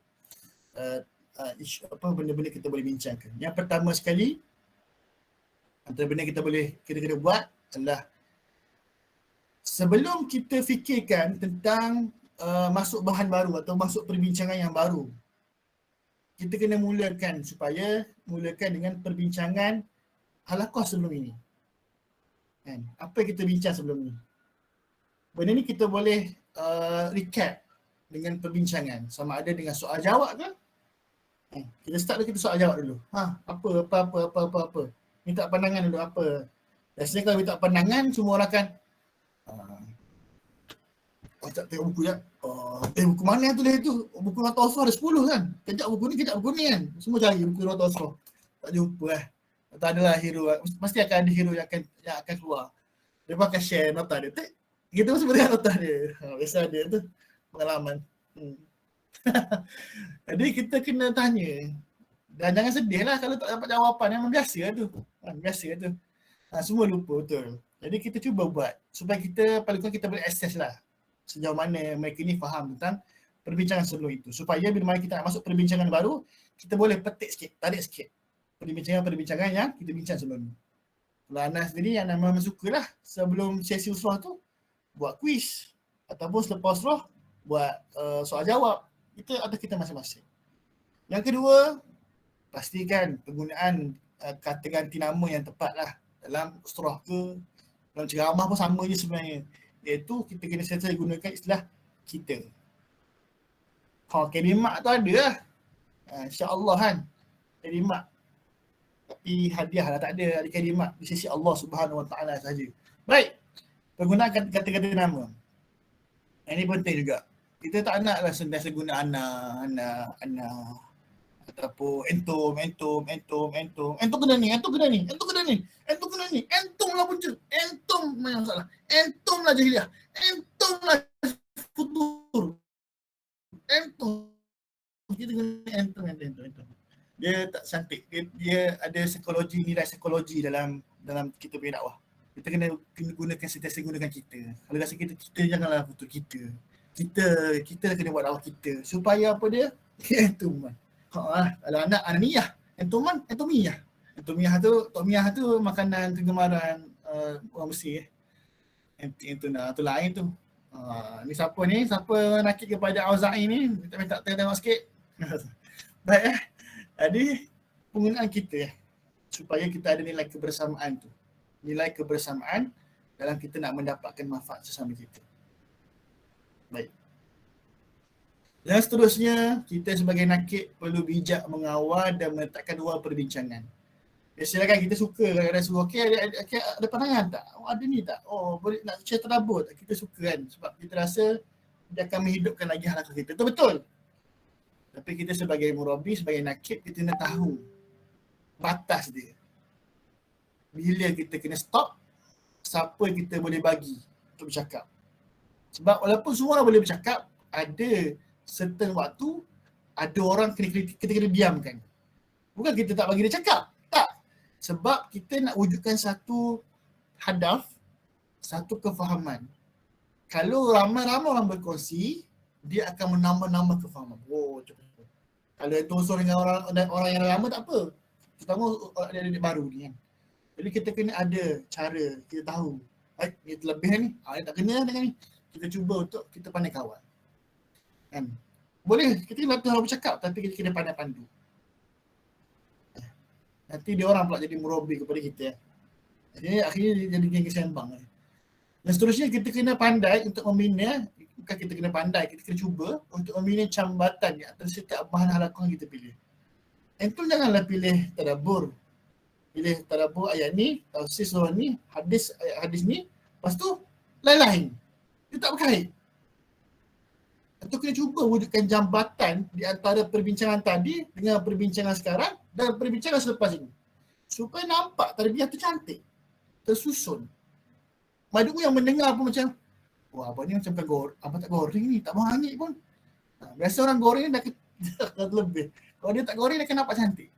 Abang ni tak goreng ni, dia tersusun ni, nampak tersusun dia tu. Kita kena wujudkan jabatan. Kalau dia orang ni kadang-kadang contohkan usul yang lama, kita akan suruh madu kita yang kongsikan. Maka biasanya apa dia? Biasanya madu ni kongsi macam ni, madu ni kongsi macam ni. Kita kena pandai untuk linkkan mereka semua. Tak boleh cakap, oh ni tak ada kaitan ni, salah ni dek. Salah. Oh ni, tak reti tadabbur ni. Dia diam. Tak boleh. Kita kena cuba wujudkan jambatan supaya dia dapat connect dengan kita punya bahan dan juga dengan apa yang mereka kongsikan kepada kita. Oh, letih lah. Itu semua okey ya. Entahlah kalau panjang lah. Lama dah tak nyampai online ni. Jadikan alat bantu halaqah sebagai backup dalam kekurangan kita menyampaikan. Antara iklan tu, macam mana saya tak hati nak bercakap dan sebagainya. Tak kisah, semua orang pandai bercakap. Semua orang boleh bercakap. Cuma ada orang dia tak tahu nak guna gaya, ada orang tak tahu nak guna dia punya wave tu tinggi naik, turun naik. Ada orang dia tak hati nak pelbagaikan perkataan. Tak kisah, tak salah. Itu bukan alasan. Maka kalau kita tahu kita ada kekurangan tersebut, kita kena ada alat-alat yang cuba untuk melengkapkan kita punya kekurangan tersebut. Menyempurnakan backup kita punya kekurangan tersebut. Kita tak mampu nak bercakap, kita tak nak cakap, kita buat something yang orang lain boleh buat, gambaran contoh. Ambil video contoh. Buat slide contoh. Buat perteminda contoh. Kena rajin. Kena rajin. Dia punya keyword dia kena rajin. Seperti mana yang tu bersungguh-sungguh buat preparation untuk assignment. Walaupun yang tu buat last minute, tak itu bersungguh-sungguh. Seperti mana yang tu buat preparation untuk present. Walaupun esok present yang dia buat, tapi yang tu tak buat terbaik. Sebab kita nak deliver yang terbaik. Kita tahu kita ada kekurangan, kita kena buat something supaya kita boleh backup kekurangan kita. Dan yang seterusnya adalah jangan takut jangan takut kehilangan seqah ahli usrah kita. Contohnya kita ada adik-adik baru. Kita nak jaga ni. Supaya bila jumpa Merabi tanya, berapa orang ada adik? Ada 4 orang. Kita nak jaga ni supaya kita tetap ada adik-adik, kita boleh report kepada kita punya Merabi kita. Tiba-tiba jadi kita sebab kita nak jaga sangat, kita tak mahu pun ikhwan-ikhwan lain supaya ada kaitan dengan mereka. Tak boleh ni. Nanti dia orang tak sikoh kat Ana, dia sikoh kat Enta. Nanti dia nak ikut Enta, tak nak ikut Ana. There is a problem. Itu adalah kefahaman yang salah. Mad'u ataupun kita punya adik-adik halaqah bukan milik kita. Ia adalah milik kepada dakwah itu sendiri. Maka jangan segan lah.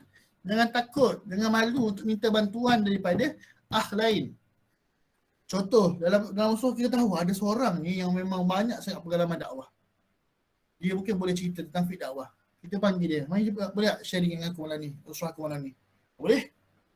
Kita boleh risau tu. Dah lah ikhwah dia pandai cakap. Nanti adik-adik semua nak ikut dia ni macam mana ni? Iyalah. Yang penting dia tetap ikut dakwah kita. Dan sebenarnya andai cakap macam mana sekalipun orang tersebut, kalau dia tidak ada hubungan hati, susah juga. Dia tak boleh pergi jauh. Dia tak boleh pergi jauh. Jadi walaupun kita mampu bercakap, janganlah kita halang orang lain untuk bantu kita. Dan janganlah kita rasa down kalau kita rasa ada ini sikoh kepada orang lain. Tak, kita nak disikoh kepada dakwah. Bukan kepada kita, bukan kepada ikhwah yang lain. Baik. Sikoh tu adalah sikoh kan, percaya. Baik. Semasa pun habis dah. Semasa dah habis, lepas dah habis, yang paling sebelum dia, semasa semua dah kata sikit saja. Kita dah masuk selepas, insyaAllah, aku sebelah habis. Bohong kan, aku sebelah selesai habis. Selepas halaqah, kita akan buat kaedah penilaian. Ada 3 kaedah yang anda boleh suggest lah kepada kita untuk menilai seseorang sejauh manakah keberkesanan kita dalam menyampaikan bahan atau menyampaikan hadaf dalam halaqah kita. Yang pertama, kita boleh decide by wajibat individu dan wajibat bersama ahli halaqah serta murabi. Maksudnya apa? Sebagai contoh, pada hari itu kita bincang tentang kisah sahabat Nabi SAW. Sahabat Nabi kita bincang adalah berkaitan dengan Abdul Rahman bin Auf sebagai contoh mudah. Maka kita tahu the core kepada cerita Abdul Rahman bin Auf, dia punya tunjang kepada cerita dia adalah dia ni suka infak. Suka memberi bantuan kepada orang lain. Jadi kita tengok adakah orang betul-betul menyerap cerita Abdul Rahman bin Auf dalam hati mereka ataupun tidak. Maka kita decide lah. Okay guys, habis usrah ni kita ada wajibat sikit. Semua orang kena bagi makan dekat seorang kawan dia minggu ni. Boleh tak semua? Boleh tak? Oh susah. Boleh tak? InsyaAllah boleh. So, bagi makan insyaAllah boleh. Maka kita seolah-olah kita nak cuba nak hidupkan nilai Abdul Rahman bin Auf dalam amal yang praktikal. Kita buat sama-sama Kita buat sama-sama. Okay, kita buat sama-sama. Janganlah, entum kena buat ni Atau nak cek. Kita buat Atau nak cek. Kita buat. Letak dan belasah itu. Kita buat. Nak cek je. Dia tak bagus. Dia kena kita buat sama-sama. Maka bila sampai kepada usrah seterusnya ataupun kita boleh mesej dalam grup ke atau mesej seorang-seorang, dah makan minggu ni. Dah sedekah ke belum? Kata nak jadi apa kalau Badrul dengan Musafir Dunia ingat kan, kita kan selalu ada Abdul Rahman Al-Auf challenge kan. Lepas Talha bin Ubaidillah challenge. Setiap sahabat tu ada challenge masing-masing. Bergantung kepada cerita dia. Contoh kalau kita buat Talha pula. Talha dia kasi Talha. Talha di cerita kita tahu dia punya core dia adalah keberanian. Dia berani kerana benar. Maka kita pun decide wajibat. Okey, minggu ni mana kita semua dah dengar cerita pasal Talha, kita cuba ikut dia. Kita macam mana? Kita cuba masing-masing cuba kongsikan tazkirah dalam grup kelas mereka. Dalam grup WhatsApp je, simple je buat recording. Cuba buat. Kita tengok siapa yang berani untuk menyampaikan kebenaran. Dengan simple record suara je. Tak perlu record muka, perlu record suara saja. Contoh kan. Usrah minggu depan kita baca siapa buat? Siapa buat? Biarlah, tak kisahlah ada orang buat, kita buat. Yang penting kita bagi something. Yang buat kita tengoklah kenapa dia buat. Adakah sebab dia faham atau sebab dia tak ada kerja. Macam tu. Ataupun dia suka benda tu, kita boleh nilai. Yang kedua, kita boleh nilai dari sudut follow up. Follow up tu macam mana? Contohnya, kita berbincang berkenaan dengan apa? Contoh kita berbincang tentang Al-Falaq, surah Al-Falaq. Al-Falaq ada cerita tentang sihir. Contoh. Tiba-tiba ada isu sihir ke uskun ke. Yang tahu uskun tak apa uskun? Uskun. Apa tahu itu uskun tak apa uskun? Uskun ni adalah ustaz dukun. Ustaz campur dukun jadi uskun. Sekarang banyaklah ustaz-ustaz yang menjadi dukun. Jadi contoh ada isu pasal ustaz dengan dukun kan. Kita bincanglah. Apa kaitan dengan soal falak? Kita tanya grup. Apa pandangan? Confirm. InsyaAllah. Semua tak jawab. Biasa senyap orang takkan jawab, orang takkan respon. Biasanya tu. Tapi tak apa, kita buat je. Ataupun bila kita jumpa, yang ketiga kita boleh mu'ayasyah. Mu'ayasyah ni kita jumpa, kita cuba macam mana yang mengenai pakiat. Dah buat belum wajibat? Macam mana? Kita pun cuba cerita isu semasa dan sebagainya. Dan mu'ayasyah ni itu jangan rasa mu'ayasyah ni aku je kena mu'ayasyah. Tak. Kita kena buat dakwah ni secara berjemaah. Kadang-kadang ada adik yang depan kita, dia jenis yang mungkin dia takut dengan kita. Dia jadi jenis orang yang tiba-tiba depan kita dia baik. Baik dia. Tapi dia ada dengan abang lain, contohnya dengan abang ni jenis gila-gila. Ikhwan ni jenis gila-gila. Bila dia jumpa dengan abang ni, dia pun jadi gila-gila. Dan biasanya dia akan jadi diri dia sebenar. Maka kita boleh minta tolong, boleh tak? Kita pergi jumpa dia sekejap. Kita cuba mengasyar sikit, cuba tanya dia. Kadang-kadang dia orang ni tak berani nak sebut secara jujur depan kita. Faham ke tak ke depan? Faham ke depan? Semangat saya dengan Ustaz depan. Bila kita buat dakwah cepat sikit. Contoh kan. Tapi bila dia jumpa dengan orang lain yang dengan kawan-kawan kita, dia rasa macam sebenarnya saya tak faham lepas, saya ngantuk lepas ni. Dia jujur dengan orang lain. Jadi bila orang lain tu cerita kepada kita, jangan kita macam kenapa dia jujur dengan kau? Kenapa dia tak jujur dengan aku? Kenapa ngentar dia cakap jujur? Kenapa tak cakap jujur? Entah siapa? Gaduh pula. Macam itu. Ulang lagi sekali. Adik alaqah bukan milik dakwah bukan milik individu Jangan rasa insecure. Bila mereka ini dengan kita lain, dengan orang lain. Jangan insecure. Yang penting dia tetap bersama dengan dakwah. Yang penting kita tetap ada saham dalam diri dia. Baik Itu cara nak menilai. Ini carangan sahaja. Banyak lagi yang rasa ada lagi abang-abang lain yang dia pengalaman kat sini sebenarnya. Siapa nak petik nama siapa ni Zainal, Muhammad Syafiq ni semua pengalaman-pengalaman ni. Siapa lagi? Lutfi ni ni pengalaman ni Fitri. Ustaz Zaid Anwar Najmi semua ni ini memang alih semua ni Akmal lah. Kan sebut semua kan betul habis masa seminit tadi. Baik Syakir semua boleh insya-Allah. Baik. 2 halaqah. Ini yang terakhir insya-Allah. Saifullah terus last meeting tak sebab tak sebut nama dia ke? Ramai yang lain ni. Minta maaf. Jadi, luar halaqah macam mana pula? Luar halaqah kita kena ada unsur disebut sebagai give and take ataupun istilah tengmilu ting kosong. Kita tak boleh, kita kena mengisi diri kita. Di luar halaqah ada tugas kita untuk menambah diri kita sebaik mungkin. Menambahkan istiab ni penguasaan. Kita punya kefahaman, kita punya ilmu supaya barulah kita boleh tambah nilai ahli halaqah. Kalau kita hanya berlegar daripada pengisian, kita je kongsi apa kita dapat daripada usrah je. Tak ada rasa pun nak baca lebih. Betul, kapasiti betul.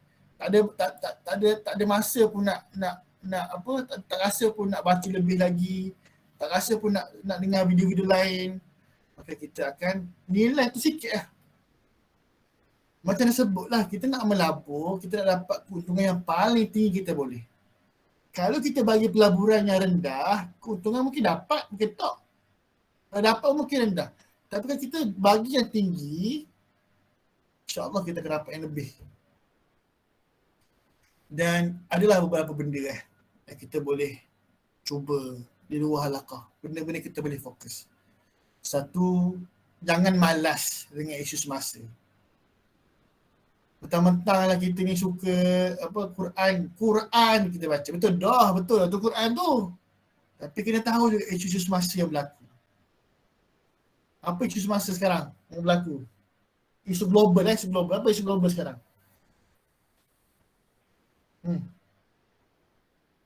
Karnataka. Apa dia? Zam? Perang-perang. Perang. Contoh isu Ukraine dengan Rusia. Alik kiri, alik kanan. Alif. Rusia. Karnataka, hijab di ban India. Banyak isu kan. Tapi dia bukan sekadar tahu. Dia kena ada tu yang kedua tu. Mauqif kita. Apa pendirian kita? Contoh, isu Rusia dengan Ukraine. Ramai orang kata, sudah, kiamat dah hampir, World War 3. Kita pun, World War 3, tak buat lagi dakwah ni, World War 3. Betul ke fakta tu? Tahu tak kenapa dia orang gaduh sebenarnya? Kalau kita ikut je, semua, orang semua share pasal World War 3, kita pun share. Tahu tak cerita dia apa sebenarnya? Kenapa dia buat? Kalau politik dunia ni anda suka tengok ni lah. Siapa yang Facebook tu yang Cina Melayu tu?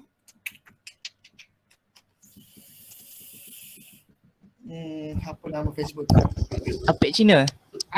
Apek Cina tu. Aiman Rashdan, betul. Betul lah. Betul lah tu. Aiman Rashdan ni siapa? Kejap. Lupa nama dia apa. Aiman? Betul. Aiman Rashdan Wong, betul kan. Walaupun anda tak kenal dia pun tak berkekuah apa, tapi dia antara orang yang kita boleh baca lah dia libatkan dengan tu. Dia boleh baca lah dia tu. Fidas Wong tu lain. Tu lain Fidas Wong tu. Tu cerita lain tu. Betul Ahmed, dia PTD. Tapi cerita lain tu Fidas Wong tu. Jadi kita kena ada tahu isu semasa. Sebab zaman sekarang ni kadang-kadang ada adik-adik yang bagus saya akan tanya, apa pandangan abang tentang benda ni? Ukraine dengan Rusia. Kenapa dia orang gaduh? Kenapa dia orang gaduh sebenarnya? Ini semua Illuminati. Tiba-tiba. Ini semua Freemason ni. Ini kita dah masuk akhir zaman, Syekh. Kita dah akhir zaman. Taubat-taubatlah. Buat-buatlah dakwah tu. Itu jawapan yang kita tak best lah. Kita kena ada fakta sikit. Kita kena tahu. Kita kena ada pendirian. Macam sebut tadi, apa pendirian? Sila bincang dulu. Atau yang melobi dulu. Betul tak pandangan anda kan? Bincang dulu supaya kita dapat satu pandangan dan pendirian yang muqtadil, yang adil. Kalau isu semasa yang berkaitan dengan isu-isu agama lagi lah. Yang seterusnya, fiqh semasa. Contoh isu yang lama lah. Isu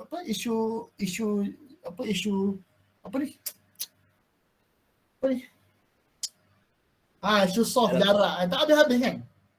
Isu soft tak habis-habis. Maka apa kan sebenarnya pandangan fiqh? Kita tahu tak pandangan fiqh tu apa? Benda ni simple je, tak perlu buka kitab. Tak perlu. Enter search je mufti wilayah. Enter search je. Hukum soft jarak. Just biarlah orang cakap yang cerita lelaki dengan Google ke apa, ikutlah. Yang penting kita ada maklumat.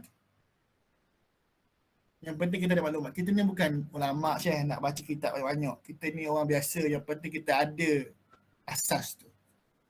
Tapi of course lah, jangan cari hukum tu kat Syarikat Geli tak jumpa. Kalau kat Syarikat Geli tak jumpa tak jumpa. Carilah, itulah muassis kena buat tu. Yang seterusnya, itu kena berusaha ada maktabah peribadi. Ada library sendiri. Sebab menjadi murabi, menjadi nakib itu memerlukan kepada rujukan yang pelbagai. Kreativiti yang pelbagai. Kalau kita tak ada buku, tak ada kitab, tak ada rujukan, susah. Belilah. Pastikan ada library ni, library masing-masing.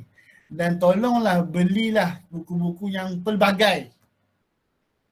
Jangan duk beli takdir 1, takdir 2, takdir 3, takdir 4, takdir 5, hilal asyrahan. Beli takdir je. Lepas tu dalam musuh takkan kita guna buku tu. Takdir. Dan belilah pasal hadis sikit, pasal tafsir sikit, pasal dakwah sikit, pasal fiqh sikit, pasal akidah sikit, supaya bila kita ni nak tahu pasal akidah, kita cari je, tengok sikit. Dan yang seterusnya adalah talaki online ataupun talaki offline. Semua nakib kena ada usaha untuk menambah ilmu tambahan. Jangan harapkan usrah je kita dapat ilmu kan. Kat luar pun kena cari juga. Cuma siapa nak cari siapa? Tanya nakib anda, siapakah ustaz-ustaz yang kita boleh dengar, kita boleh dapat manfaat untuk menambahkan lagi nilai kita sebagai seorang nakib usrah. Dan yang terakhir, sila-silalah kita ni rajin untuk explore skill-skill baru. Skill-skill baru. Apa contoh skill-skill baru ni? Contohnya kita daripada buat PowerPoint, daripada buat Paint, pergi ke PowerPoint, daripada PowerPoint pergi ke Canva, contoh kan. Daripada design pakai apa nama Rubik Cube tu. Tu salah pilih gambar. Dia tak penting Rubik Cube ni kan.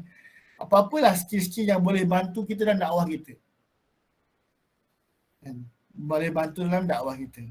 Zaman sekarang ni bagaimana skill media tu sangat-sangat penting lah. Everyone, setiap da'i sepatutnya tahu macam mana nak edit gambar secara asas. Paling kurang semua da'i kena tahu. Bagi anak lah, itu pandangan anak lah. Jadi nak pakai apa? PowerPoint sila, asalkan boleh buat poster. Boleh pandai buat poster. Kat sini pun ramai orang pandai ni. Sekejap dah petik nama. Siapa yang pandai media ni? Oh, tak tahu siapa. Oh, ramai. Akhir Rahman pandai. Akhir Rahman boleh, betul, Dr. Rahman pandai, boleh cari Akhir Rahman. Akhir Alif pun pandai. Dia siap boleh print jadi 3D lagi. Carilah siapa lagi lain tu. Akhir Husaini kan. Akhir Husaini pandai belajar design. Sebab Ana dulu pun sebelum Ana terlibat dengan dakwah bil lisan ni, selalu main media dulu lah. Buat gambar atau poster gitulah, buat video mula. Lepas tu baru kita involve dalam lisan. Sebab kita tahulah, bila kita dah involve, kita tahulah bagaimana mana satu lagi berkesan. Cuma kita boleh guna bila-bila saja skill-skill ni untuk dakwah kita. Dan of course lah, yang paling penting dalam kita nak membuat preparation di luar halaqah adalah membawa manusia kepada Allah, memberikan jiwa yang mempunyai jambatan hatinya dengan Allah Subhanahu Wa Taala. Dakwah tidak akan mampu memberi kesan yang baik kalaulah kita sendiri ni tidak ada hubungan dengan Allah Subhanahu Wa Taala. Tak ada hubungan dengan Allah Subhanahu Wa Taala tidak bermakna sifar dosa. Tidak bermakna tak pernah futur. Tidak bermakna tak pernah buat dosa. Tak, itu bukan manusia orang panggil. Tapi manusia, orang yang ada hubungan dengan Allah Subhanahu Wa Taala ni, dia sentiasa berusaha untuk jadi lebih baik. Kalau hari ni digagal, esok dia cuba lagi. Hari ni digagal, esok dia cuba lagi. Dan dia mengharapkan bahawa dengan dakwah dia tu paling kurang akan menghapuskan dosa dia dan juga akan membantu dia untuk jadi lebih baik. Jadi guys, sama-sama kita berusaha menjadi nakib dakwah yang baik, yang tidak sempurna tapi mencuba untuk menjadi yang baik. Melangkah, mungkin kita mampu nak berlari dekat syurga, tapi paling kurang kita cuba untuk merangkak ke syurga. Supaya kita capailah, kita boleh berhadapan dengan Allah Subhanahu Wa Taala dengan hujah-hujah yang kita kata insya-Allah boleh selamatkan kita di akhirat kelak insya-Allah. Wallahu a'lam. Fa iza azamta fatawakkal 'ala Allah insya-Allah. Ada sebarang soalan? Minta maaf lah sampai pukul 11. Lama sangat.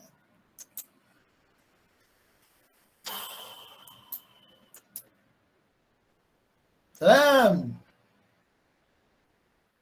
Tak maaf, jangan marah pasal print 3D tu.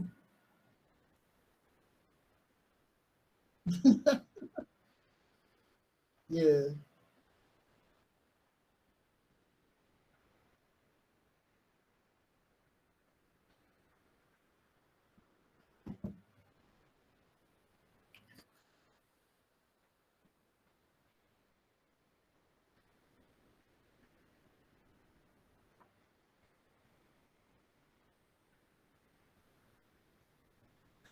Baik Alif. 1, 2. Ana nak mohon maaf kat sini kepada Alif kerana Ana tidak dapat nak menjawab soalan ni sebab bagi Ana benda ni antum kena bincang dengan naked entah. Berkenaan dengan orang kata apa, dia punya duration, dia punya percentage itu semua itu kena bergantung kepada suasana dan juga medan Dewan Antum. Tak sama. Setiap medan waktu tak sama sebenarnya. Walaupun dia ada minimum, dia ada maksimum, tetapi yang lebih mengenali dan lebih tepat untuk menentukan duration dan menentukan percentage sebenarnya bergantung kepada medan dakwah tersebut. Jadi anak tak dapat nak minta maaf dia, anak tak dapat nak berikan jawapan yang terbaik lah berkenaan benda tu, sebab memang benda tu ia bergantung kepada kita punya medan, bergantung kepada madu kita. Contoh Ana pergi ke Mesir, contoh ini pengalaman Ana lah. Contoh, zaman Ana duduk kat Malaysia, kita buat dakwah kat Malaysia, kita nak ajak orang, contoh kita target nak ajak orang ke ISK contoh, dakwah pertama. Biasanya ada orang target 3 bulan je, 3 bulan jumpa, 3 bulan DF tu ajak. Ada orang sebulan tu ajak, ada orang sampai 6 bulan baru ajak. Dan bila Ana pergi ke Mesir, Ana tak boleh buat benda tu. Tak boleh nak buat macam Ana buat kat Malaysia. Tak boleh nak ada 3 bulan, tak boleh nak ada 6 bulan, tak boleh nak ada sebulan. Sebab medan itu berbeza. Dan dia memerlukan duration yang berbeza. Atau sebab-sebab yang berbeza. Jadi itu sajalah jawapan untuk Anan Ta'lif. Cuma apa yang kita boleh usahakan adalah kita sentiasalah ada pemantauan, sentiasa melihat perkembangan yang ada dalam kita punya medan. Tak ada minimum, tak ada maksimum. Asif, Alif, kalau tak menjawab dengan baik, tak maaf. Ada soalan lain? Allah nak bertanya. Ya. Assalamualaikum. Mungkin ini tak tahulah dia kena mengena ke tak kan. So kalau ni nak tanya berkaitan ada tak bahan khusus untuk adik-adik yang susah nak ke daurah. Maksudnya dia orang komit je untuk usrah. Tapi nak ke daurah tu macam susah. Baik. Aduh. Ini soalan yang nak tak suka juga Soalan satu masalah nak bahan. Ini pun anda bukan tak suka. Anda tak dapat nak jawab dengan baik. Sebab kalau style Ana jenis yang dia macam ambil semua apa-apa je, Ana akan cuba untuk linkkan dengan masalah. Faham ke? Dia bukan ada bahan yang spesifik. Dan masalah ni bukan masalah yang biasalah, ini bukan masalah yang lama, bukan masalah baru kan, masalah yang lama lah, yang biasalah kita buat. Cuma Ana minta maaf, Ana tak ada jawapan. Betul, istilah sakit, pokok getah.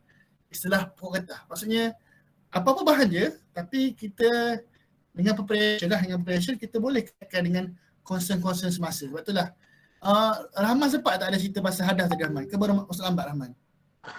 Ana masuk masa Ana bagi sadap tu lah. Masa tu Ana cerita buat apa? Yang nak ujung-ujung prepare sebelum harakah. Itulah masa awal. Masa panjang. Ana ada harakah ni. Tak apa. Oh dah tak ada orang record Masya-Allah. Jadi tak maaf tak dapat nak ulang, tinggal banyak lah. Tak ada orang record pun. Tak apa. Cuma Alif record balik. Alif record kat mana? Tak tahu dah. Oh ada. Okay, sorry. Contoh Anda dah cerita kat sini. Okay, kita dalam menentukan hadaf ni kan. Ni ada beberapa hadaf. Satu hadaf yang bersifat umum lah. Maksudnya semua orang, maksudnya dia based on timeline, based on modul, itu hadaf umum. Jadi betul ada hadaf khusus kan. Ini anda just tak tahu nak cerita macam mana, nak ulang balik Betul. Jadi bila kita analisis root cause, anyway insya-Allah saya betul. Kita ada benda yang kita boleh ambil je. Dia bukan ada spesifik bahan. Kalau sakit ialah, kalau sakit jasadi, demam, Panadol. Gaut ada ubat dia. Panadol memang ada ubat dia. Tapi kalau lah isu-isu dalaman hati ni, kita boleh mudah. Cuma kita tahu dia punya masalah utama dia. Kefahaman ke? Kemalasan ke? Ataupun tak rasa penting pun lagi dengan dakwah ni. Jadi kita kena lihat dari situ. Itulah kita akan decide hadaf. Daripada itulah kita boleh kaitkan apa sahaja bahan untuk kita selesaikan hadaf tersebut. Terima kasih Akhir Rahman atas soalan. Cuma itulah jawapan anda. Baik-baik, jazakallah. Kita kena faham apa-apa concern dalam dakwah ni, dia bukan macam obat apa sakit A, obat A tak. Dia sakit A, obat B, obat C, obat D semua ada. Banyak. Kita cuma kena pandai cara untuk kaitkan dengan hadaf tersebut. Baik, silakan soalan yang seterusnya.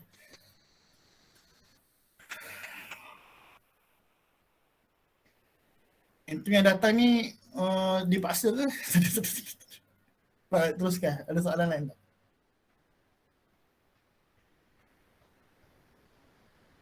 Assalamualaikum. Salam. Nak tanya kan Ustaz sebut yang sebelum tu kan ada preparation kan. So macam contoh kita nak prepare, maksudnya ada ke sebelum kita nak melusra tu kita remind dulu madu macam kadang-kadang diorang tahu je lusra tapi kita just nak prepare, maksudnya okay kita musra akan cover bab ni, maksudnya diorang pun ada preparation ni ataupun kita je prepare, diorang tu just macam just ready lah nak dengar tu. Faham? Bergantung kepada, jawapannya adalah bergantung kepada peringkat madu tu sendirilah. Kalau madu yang baru, kalau boleh kita, biasalah kalau baby baru lahir, kita suruh dia makan ke? Kita yang suap. Sampailah dia gemuk kan. Sampailah dia pandai. Mungkin dalam kalangan mereka itu ada yang kita rasa macam boleh, dia ni macam dah faham. Dia ni orang yang sama fikrah, maksudnya dia dah cepat faham. Mungkin kita boleh tugaskan dia sahaja, contoh. Boleh juga tugaskan dia sahaja untuk study. Ataupun kita rasa semua orang, kita rasa topik kita bincang itu topik yang simple. Boleh. Kita suruh orang study, contoh. Okay, minggu ni kita nak bincang pasal isu semasa lah. Boleh tak semua orang baca pasal Rusia dengan Ukraine? Nanti anak nak dengar apa pandangan. Selain daripada World War III. Ikutlah. Kita boleh baca semua. Ada bahan-bahan yang kita boleh bincang sama-sama. Ada bahan-bahan yang kita je yang baca dulu. Ada bahan-bahan yang mungkin ada orang tertentu yang kita boleh berikan tugasan. Tapi dalam tarbiyah ni dia bersifat makin lama makin kena independen lah. Makin lama kita bagi sikit. Lama-lama bagi semua. Kita senyap je. Tu malas sungguh tu. Okay. Itulah jawapan aku, insyaAllah. Andi ada tak Andi kat sini tu? Tengok gambar dia tu, dia ada kedua Andi tu. Dr. Andi. Tak apa. Suka hati dia petik nama orang. Ada lagi soalan? Kesian yang lain. Assalamualaikum Cik. Ya, saya. Siapa tu? Ni anak Azham. Azham mana? Tak apa. Kita teruskan. Boleh buka. Tak apa. Kalau rasa handsome sangat, tak payah buka. Okey. Segan. Pula lagi insyaAllah. Gurau je. Tak kejalak. Akhir Rahman. Kejalak tu ada sekarang je. Teruskan. Assalamualaikum. Macam tadi awal kan, Akhir ada cakap pasal sebelum kita nak buat usrah, kena preparation kan, kena baca mungkin tafsir, kena baca kitab-kitab hadis. So itulah kita baca kan. So macam mana kita mungkin madung kita ada daripada FBI, ada yang tak laki dan sebagainya kan. Jadi macam mana kita, ada yang macam mana kita nak tempis lah dakwaan yang kata baca buku ni berguru dengan syaitan. Syaitan. Baik. Macam lagi. Baik, insyaAllah. Okay, itu jazakallah khair Azham. Dalam akuarium nampaknya. Jadi ini benda yang itulah kita semua merasai lah kalau kita siapa-siapa yang mentajmid ataupun berdakwah kepada orang-orang yang belajar Islam, fakulti Islam ke apa, adalah tempias benda-benda macam ni kan. Antara benda yang sebut tadi, di samping kita melihat, kita membaca kitab saja, baca buku saja, gunalah peluang kita juga untuk melihat, mendengar syarahan-syarahannya. Kita tak dapat nak halang orang yang berkata bahawa kamu siapa guru kamu, siapa syekh kamu kan, siapa ustaz kamu kan, kamu belajar dengan siapa kan. Memang tak dapat halang, memang ada kumpulan macam ni, ada orang-orang yang macam ni. Kalau anda jumpa orang macam ni, anda assalamah wa liqa, jumpa lagi lah. Sebab biasanya orang macam ni dia dah ada fikrah.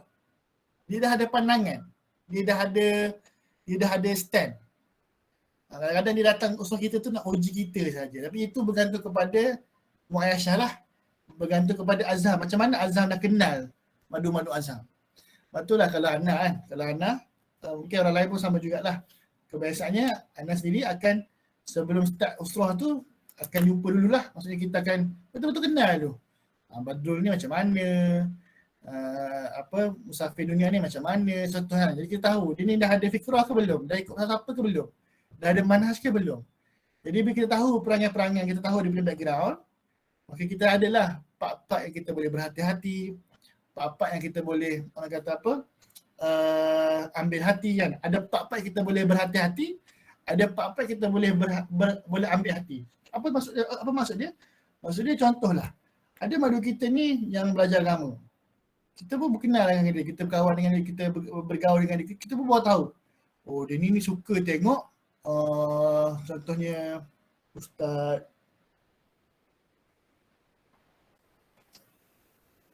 Muhaizat. apa dah nama Ustaz tu? Ustaz yang pakai kopeh putih. Ya Allah, Ana lupa Ustaz tu nama apa. Ustaz yang utara tu. Ustaz Nasri. Kan? Ustaz. Ustaz lah macam. Ustaz Wadi tu. Dan ya. Kita tahu ada seorang ni minat sangat Ustaz Wadi. Dia suka dengan Ustaz Wadi. Kita pun antara cara nak ambil hati dia, kita pun cubalah quote sikit kata-kata daripada Ustaz Wadi. Contoh, quote yang baik-baik lah, quote yang tepat lah dengan topik kan. Contoh ada Ustaz lain, ada orang lain pula. Oh dia ni suka dengar Ustaz Ustaz apa ya? Ustaz Osam dekat kan? Ustaz Osam.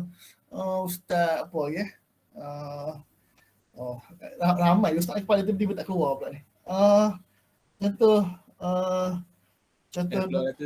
Dr. Zaimi contoh, Rora tu Muhaizat ke ikutlah sebab apa lah. Kita cubalah ambil hati dia. Walaupun mungkin kalau hati kita, Ustaz ni tak best pun. Dia Ustaz ni kan. Tu tak kisahlah, itu kita punya pandangan. Tapi kita nak ambil hati mereka, kita pekuk lah sikit. Rora pernah berkata. Qala Rora. Atau Qala Muhaizat contoh. Tapi pastikanlah apa yang kita nakalkan daripada mereka itu adalah nakal-nakal yang ada sandarannya. Supaya dakwah kita tu ada sandarannya. Kukuh dah kita punya dakwahan. Cuma menjawab soalan Azhar tadi, kalau nak menangkis orang macam ni, itulah antara satu ambil hati. Satu ambil hati mereka. Dengan minat mereka. Ustaz-ustaz yang mereka minat. Biasanya orang macam ni dia dah ada ustaz dia dah. Yang kedua, kita berusaha untuk kita sendiri ada. Kalau orang tanya, aku dengar daripada ustaz ni. Aku dengar daripada ustaz ni. Ni kau boleh dengar dalam video ni. Kau boleh dengar ni. Maka ada dia belajar dengan ustaz ni kat masjid ni. Ustaz biasa-biasa lah. Kita cuba. Betul lah antara benda yang ada pesan dalam tu. Dalam yang akhir tu, kena ada orang kata apa, pengajian tambahan. Tapi jangan sampai terfokus pengajian tambahan, tinggal terbiah. Dia problem juga. Sorry lah, tak dapat pergi daurah minggu ni. Saya ada terlaki yang sana. Saya ada kelas malam ni. Saya ada dengan syekh ni, syekh ni. Akhirnya kita masuk tu maklumat banyak. Ilmu banyak, maklumat banyak. Tapi tak hidup sebab tak ada tarbiyah. Nak hidup ke ilmu agama ni kena ada tarbiyah. Panjangnya Ustaz jawab. Sekian. Itu saja. Minta maaf Azhar. Tak ada tanya soalan. Anak jadi panjang sangat jawapan yang minta maaf. Boleh ke Azhar okey ke? Cuba naik ke darat tu. Lemah dia. Okay, Azhar. Ada lain soalan lain? Orang lain kalau dah penat bolehlah nak left dulu sian. Tak apa, dia tak sebut nama kalau left. Ada lagi soalan lain? Assalamualaikum warahmatullahi wabarakatuh. Ustaz Fit. Okay, sila. Ni soalan untuk macam tanya pengalaman sepanjang pengalaman hantar lah. Berapa masa yang sesuai untuk kita menyampai bahan tu? Maksudnya berapa lama orang tu okey boleh fokus ke? Ataupun dia dah tempoh tu berapa lama? Sebab tadi Ana refer hantar punya apa penerangan tadi macam mungkin lama lah masa yang diperlukan kan untuk cerita semua benda tu kan. Betul. So jadi mungkin dia sesuai lah untuk usrah yang lama kan. Tapi macam kalau usrah yang adik-adik yang baru ni, berapa lama kita boleh ambil masa yang paling okey lah, yang diselesa, lepas tu bahan tu sampai untuk pengalaman, daripada pengalaman hantar ataupun mana-mana lah. Itu saja.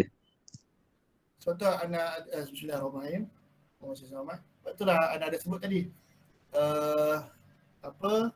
Jangan kejar nak habiskan bahan, faham tak? Jangan kejar nak habiskan bahan. Contoh, anak biasa je kadang-kadang satu usrah tu satu bahan je. Biasa tu. Kadang-kadang terlebih kat terlampau pun ada. Itu bergantung kepada kita punya. Cuma kita kena ingat bahan tu memang kita kena habiskan, tapi jangan kita terkejar-kejar. Yang penting tu utama yang penting yang baru Yang penting kalau yang baru tu kita punya target lah kita kena capai hadaf tu. Contoh pengalaman Ana.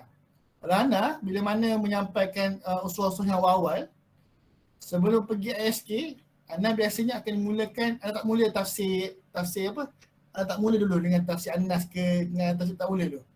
Ana biasa akan mulakan dengan tafsir apa? Badrul dengan Musafir. Ana mula tafsir apa nak kongsi dulu. Tak ingat dah. Kata dah tak ingat rasa tu. Ana sedih. Baqarah. Biasanya Ana akan mulakan dengan Al-Baqarah. Sampai kan kadang-kadang Jahanam pun macam bosan soalnya sikit Baqarah je. Sikit-sikit Baqarah. Sikit-sikit Baqarah. Kalau orang nak mengisi pun Baqarah kan. Sebab bagi Ana dalam Al-Baqarah tu dia ada banyak kisah-kisah dan ayat-ayat Quran yang sebenarnya boleh menimbulkan persoalan dan juga kefahaman tentang tujuan hidup. Tak satu lagi Anas, tak satu lagi Falak. Satu benda lain tu sebab bagi Anas, hadaf Anas ketika itu adalah untuk mereka ni faham ada something yang besar. Yang tujuan hidup yang mereka kena faham. Sebelum ISK tu Anas bagi dulu Al-Baqarah. Cerita dulu pasal ayat-ayat yang berkaitan dengan tujuan hidup. Jadi kita pun dalam kita nak menentukan bahan ni berapa lama semuanya itu bergantung kepada kita punya kapasiti dan bergantung kepada penilaian kita. Sebab tu lepas daripada usrah ada penilaian. Kita kena buat penilaian tu. Okey, minggu ni aku bagi hadis. Aku bagi sikit je. Aku bagi 30 minit je. So, lepas tu habis usrah cuba tengok. Bagaimana kefahaman dia orang? Okey ke tak okey? Tak okey, mereka tak faham ni. Okey, kita lambangkan sikit. 45 minit. Okey ke tak okey? Tak okey juga. Kita lambangkan sikit, sejam. Okey ke tak okey? Tak okey juga. Ni bukan sebab masa. Sebab kita. Mungkin sebab kita. Ataupun apa-apa itu semua penilaian. Ana kalau peribadi Ana minta maaf lah kalau ada murabi tak bersetujuan. Ana sebagai peribadi kita tidak boleh rigid dengan bahan. Tak boleh kena habiskan. Kita kena lalu kena capai hadaf tu juga. Jadi tak kisahlah kalau itu Anas tu 2 minggu, tak kisah. Yang penting kesan tu sampai. Dapat. Masa berapa minit? 40 minit? 5 minit, setengah jam? Itu bergantung kepada entum dengan madu entum. Kalau Ana memang macam itulah. Biasanya tafsir tu satu usrah tu tafsir je. Kalau Ana prepare betul lah. Kalau tak prepare betul sikit kejap lah. Kalau prepare betul memang habis satu hari. Satu usrah je, satu tafsir. Ada orang lain. Itu bergantung. Yang paling kita kena nilai adalah keberkesanan hadaf ni kita nak capai tu. Habis ke tak habis, nombor 2. Capai ke tak apa kita capai. Faham Betul lah kadang-kadang bila kita ada mad'u yang baru. Tiba-tiba mad'u baru masuk. Kita dah usrah setahun dah. Baru nak masuk juga. Kita boleh dia blur. Sudah. Macam mana ni? Adik ni tak dapat lagi tafsir ni. Kita pening. Macam mana nak buat ni? Jangan pening. Kita tak perlu pun nak habiskan tafsir tu dekat dia. Yang penting dia dapat sampai phase yang sama. Kefahaman yang sama. Okey. 6 bulan ikut usrah ataupun setahun ikut usrah, apa yang kita nak semua ni dapat? Mereka ni ada kesedaran, ada kena tahu ada tujuan hidup. Ada kesedaran bahawa hidup ni untuk Allah. Ada kesedaran. Maka kita just guna hadaf tu saja. Okey, minggu ni terabur. Kita cerita sikit untuk dia. Lepas cerita sikit lagi untuk dia. Tak perlulah kita, okey minggu ni kita terpaksa start semula tafsir daripada An-Nas sebabkan kita ada ahli yang baru. Tak perlu macam tu. Jadi jawapannya adalah itulah pengalaman anak. Pengalaman anak, ada waktu anak habis 1 hari je satu bahan, ada waktu anak tak sempat, anak boleh habis 2-3 bahan dalam 1 hari. Bergantung kepada prestasi anak dan juga prestasi orang yang mendengar. Dan juga kesan dia selepas itu. Boleh ke Dr. Ustaz Fitri? Boleh menjawab. Betul lah, kena ada MC ni, hanya MC yang mampu menghalang semua ni. Anak bukan MC, MC ada MC. Macam mana dah 11.30 dah ni? Abang-abang, Robi, kita nak teruskan ke lagi soalan lain? Oh tu. Abang Dr. Tadris kena Ustaz Dr. Hairul lah, lagi sedap daripada anda. Macam mana ni? Kita nak habiskan kat sini ke? Ada nak buka lagi soalan? Siapa ada kat sini yang boleh tolong Ana? Ana ni menyampai je. Tak tahu. Asif tak ada MC. Macam mana Anwar? Syakir semua? Kita tutup Ada last. Ada soalan lain tak? Last. Ana nak tanya lah. Assalamualaikum. Salam. Siapa tu? Nama Ana Ahir Azad. Asal mana? Ana dengan Ahir Fitri rumah dekat-dekat je. Ana dari Kulai. Pula. Ayuh, silakan soalan. Macam ni, kalau katakan kan, Ana ada minimum, Ana ada 4 anak buah lah. Lepas tu, di antara mereka ni, ada yang dah start meluak-luak nak buat dakwah.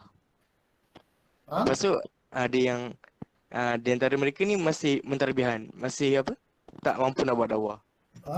Lepas tu, Ana nak bagi bahan dakwah dekat anak buah Ana. Tapi dalam masa yang sama, Ana takut bahan dakwah tu dia terlalu berat kepada orang yang tak nak buat dakwah lagi. Tak rasa apa tindakan yang terbaik, solusi yang terbaik lah untuk Ana buat? Baik, bismillah. Jazakallah atas soalan yang bagus. Ini memanglah kita akan sentiasa berhadapan dengan penerimaan ataupun orang kata level yang berbeza-beza kan.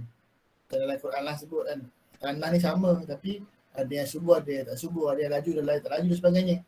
Jadi kalau kita berhadapan dengan situasi macam ni, kita kena tengok, kita kena raikan kedua-duanya. Cuma dalam halaqah, kita kena lihat majoriti macam mana. Siapakah majoriti pendengar? Dan siapakah minoriti pendengar? Jika majoriti pendengar itu adalah orang-orang yang masih lagi memerlukan tarbiyah, masih lagi tak faham atau masih lagi blur dengan apa kena buat dan sebagainya, maka kita kena raikan kehendak majoriti ketika itu. Dalam waktu yang sama, entah kita semua kena ada ruang dan juga kena ada waktu khusus yang kita boleh berikan kepada mereka ataupun adik-adik kita yang mempunyai semangat, mempunyai keinginan yang tinggi untuk buat dakwah. Itulah penting kita ni untuk ada sesi muayasyah, ada PM selepas itu supaya dia rasa dia pun ditunaikan hak. Kita memberikan dia, kita mempandu dia secara individual. Sebab kesian juga kan, macam mana sebablah kalau kita bagi benda yang orang ramai tak dapat lagi, kita akan menzalimi yang ramai pula. Cara kita adalah kita bagi je based on majority. Boleh je, Ana rasa boleh je juga sentuh pasal dakwah tu, cuma ikut dos yang sepatutnya lah.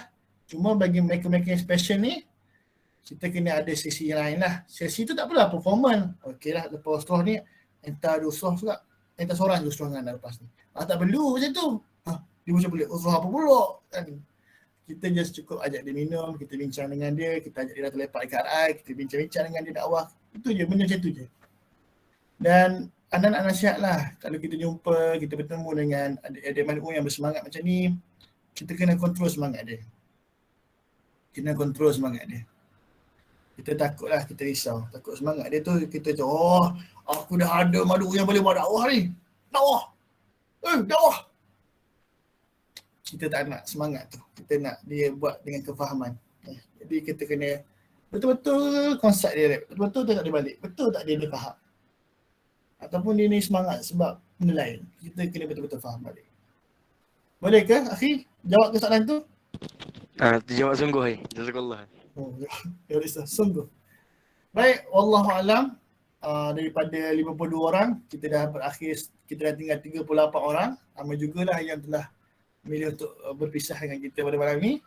Dan rasa itu juga untuk malam ni, insyaAllah. Moga-moga adalah sedikit manfaat kepada antum semua. Okay, Anwar, Syakir, anda tutup Syed semua, abang-abang, Syafiq, Ustaz ni, anda tutup Okay, anda tutup dulu malam ni dengan tasbih kafarah. Dan insyaAllah kita akan jumpa pada sesi yang seterusnya. Dan selamat amal. Assalamualaikum warahmatullahi wabarakatuh. Waalaikumsalam Waalaikumsalam warahmatullahi wabarakatuh. Jazakallah khair. warahmatullahi wabarakatuh. Allah Ustaz.